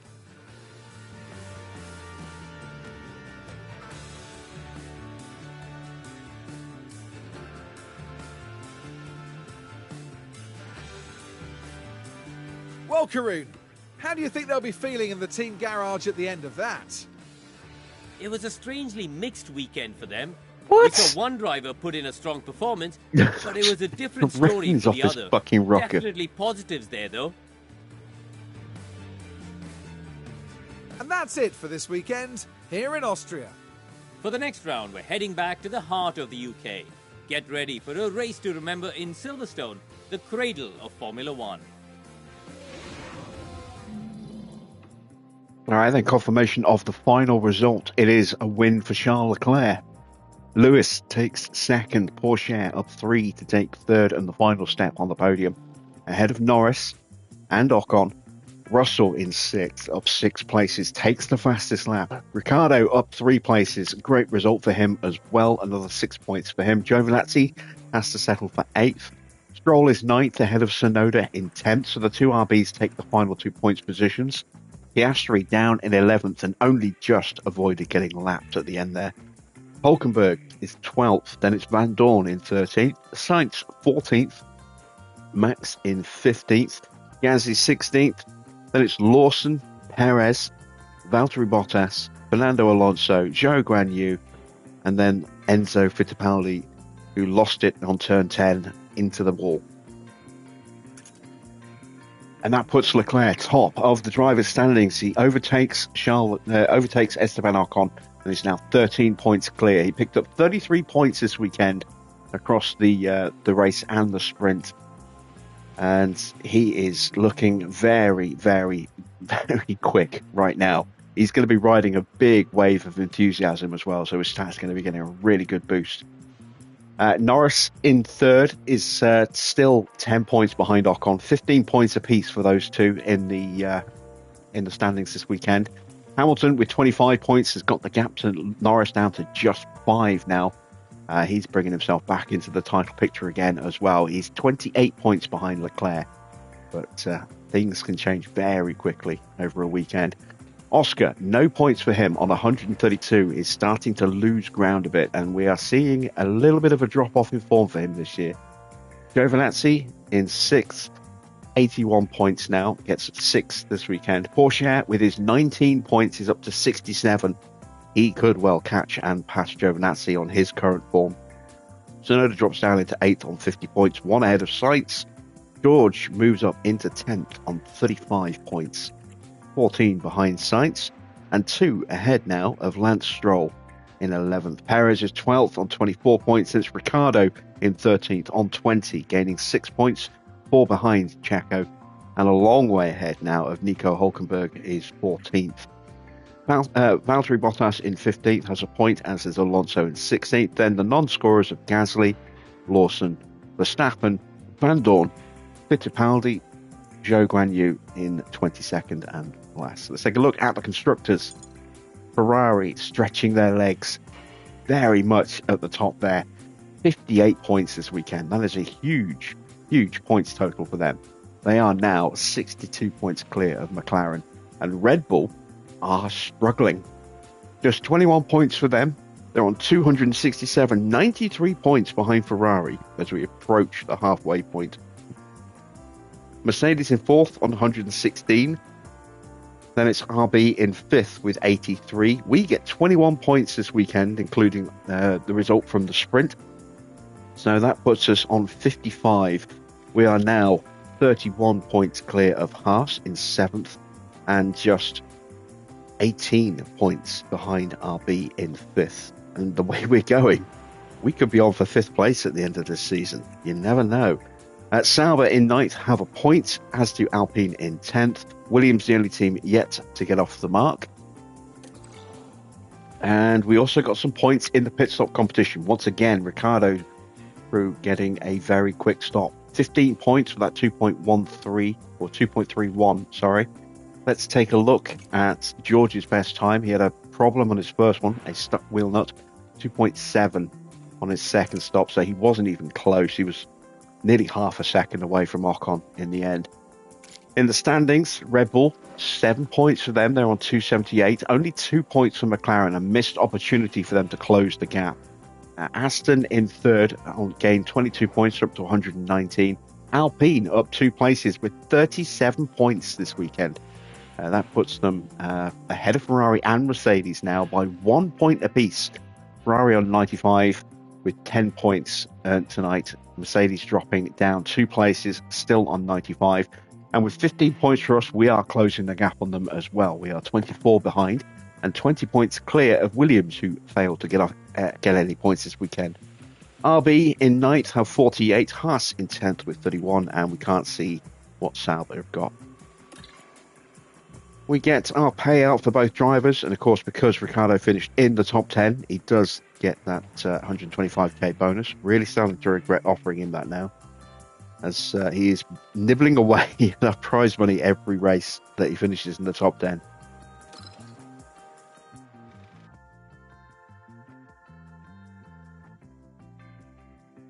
If you did enjoy tonight's race, please do drop a like on the stream. And if you haven't yet subscribed, why not consider subscribing as well?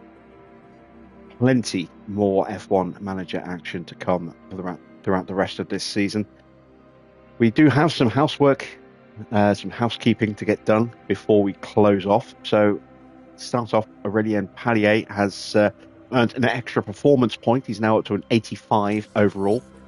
Very nice indeed. Our drivers are both now in enthusiastic confidence. And you can see Russell's stats have improved even more. He now has a 100 on his accuracy as well. 93 and 95 in his braking. His control's gone up to 97. Bizarrely, his smoothness has gone down slightly. It's gone down a point. Oh no, wait, I'm looking at a comparison to Ricciardo. Ricciardo's got a really good smoothness of 94.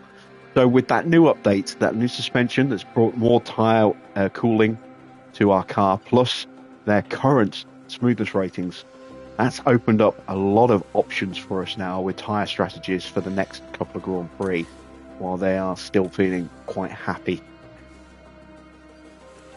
Tom Stallard's got a little bit of a buzz going, as you can see.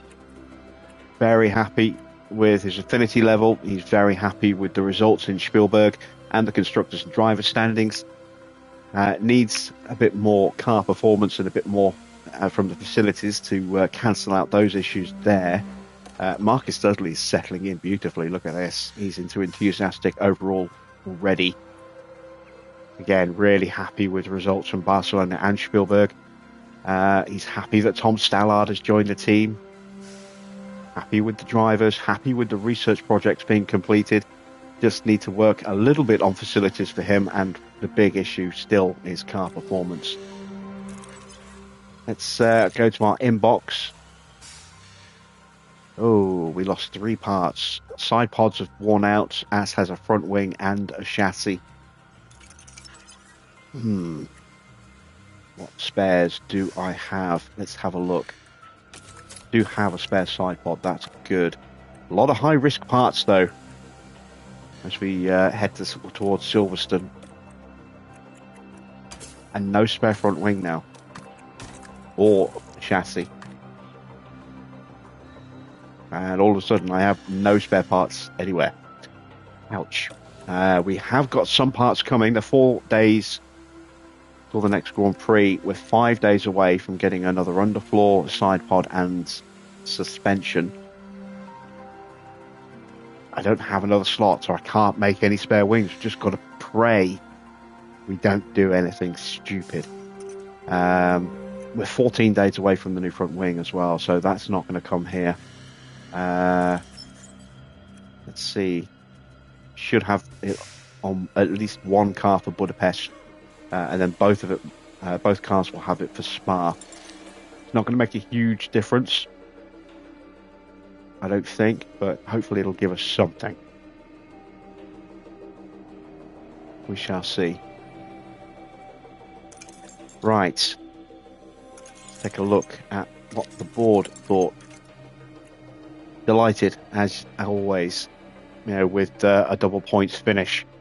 So, we are 2 places above where we need to be for the season objective. We now have 7 of 12 done on the long-term objective. At this rate, we will complete this before we get close to the end of the season. We are on such a run of form right now. We take a look at our recent results. We start, obviously, with the most recent one here. 3rd in the sprint for George, and then a double points finish in the race. Previous race in Barcelona was a double points finish. Montreal was a points finish for George. Monaco was a points finish for George. Imola, unfortunately, could not make it into the points, but we did get points in the race in Miami, and we also got a point in the sprint as well. China, we had both cars in the points, and we got the fastest lap with Ricciardo. And in the sprint, no points at all, unfortunately. Suzuka, we weren't where we needed to be. Melbourne, we just managed to sneak a point with George.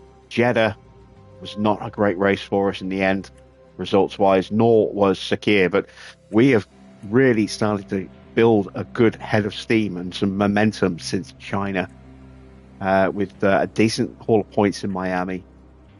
No points, unfortunately, in Imola. A couple of points in Monte Carlo, but then good points again in Montreal, good points in Barcelona, really good points again tonight. So, yeah, we are building a really, really good bit of momentum, a nice head of steam. That is fantastic news for us. What else do we have to look at? Let's see. How did our drivers do? Can we actually even see the results? No, we can't.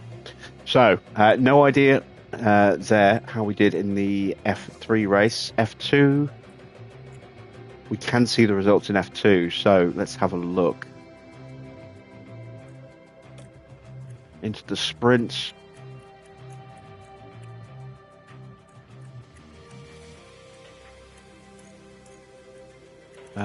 Do we not have a driver in F2? No, they're both in F3, aren't they? Yeah, we can't check where they stand in the results, but we can check to see if they gained any points in the driver's standings. So let's do that. Christian Mansell did gain 14 points this weekend, so he stays top, although Kasper Stuka has closed the gap to him a little bit. Tommy Smith, no points for him this weekend in the VAR there. Down on 45 points, dropping down a couple of places with Maxwell Esterson and Mari Boyer both gaining a huge amount of points and jumping up multiple positions there. Let's advance time. And that's the end of a month. So, some training to do. A little bit more cash, up to 3 mil. We should have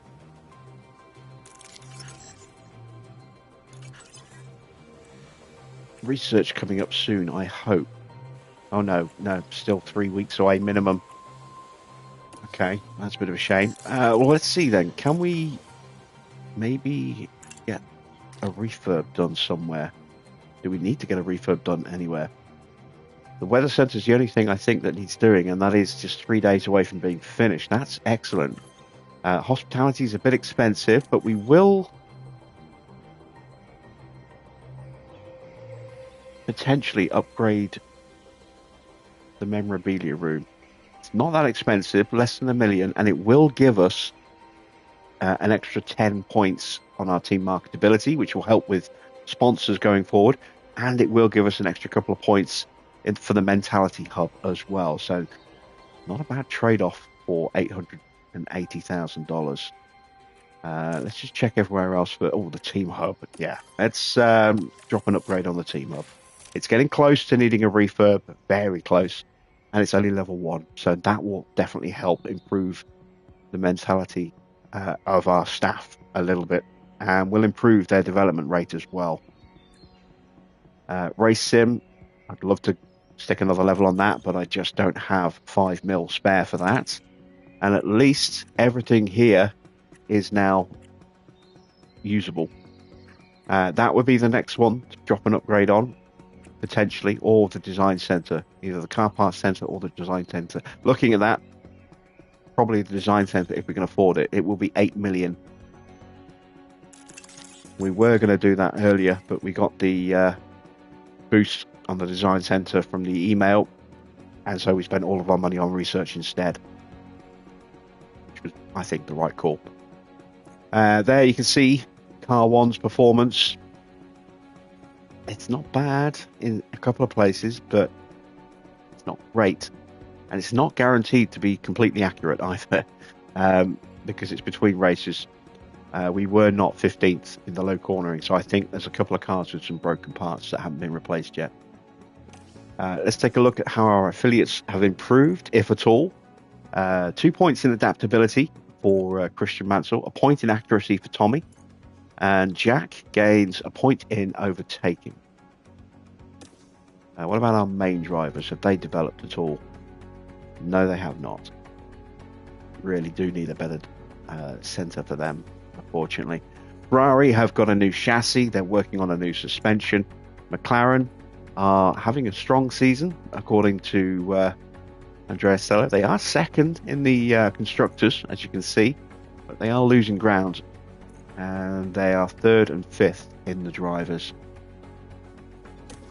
Right, let's get the pit crew training done. Should be at 0.1%. That's close enough.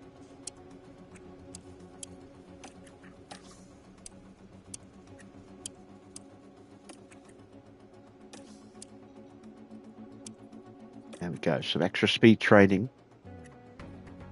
and we get our weekend going. Let's whack in a day of car building, and then we'll do some split training.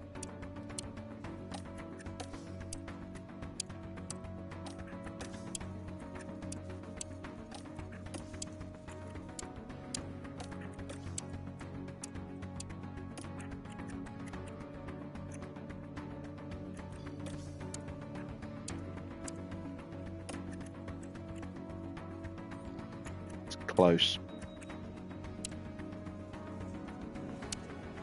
Let's do another day of car building instead. There we go. Because that is lagging behind a little bit. We do need to work on that a bit more this year.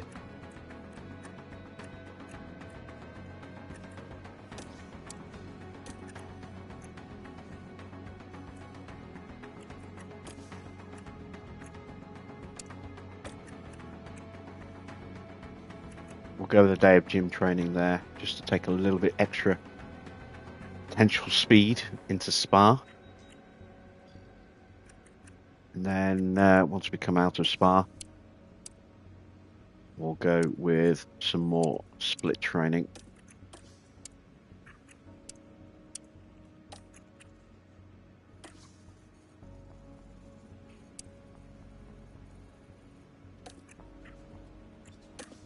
Don't know if I can get I can't just get a full day of split training in. Lovely. So that's our training for the month of July. Confirmed. Lovely stuff. 1.5 mil still in the bank. We're not going to touch that just yet. Want to have a little bit of extra cash in reserve for building an array of parts after Silverstone, hopefully. So, yeah, what a great race for us tonight. I was hopeful we'd get some good points. I didn't think we'd get quite that many points, but it's given us a huge shot in the arm.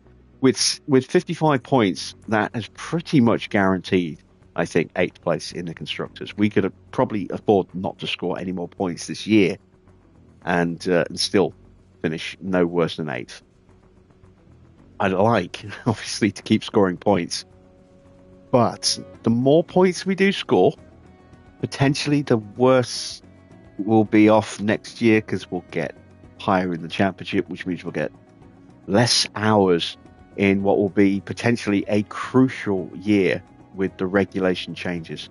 So I think after the front wing, that might be it for car development. The car is clearly not great on paper, but in the hands of our very, very enthusiastic drivers, they are performing miracles with it and now, pulling results out that they should not be getting.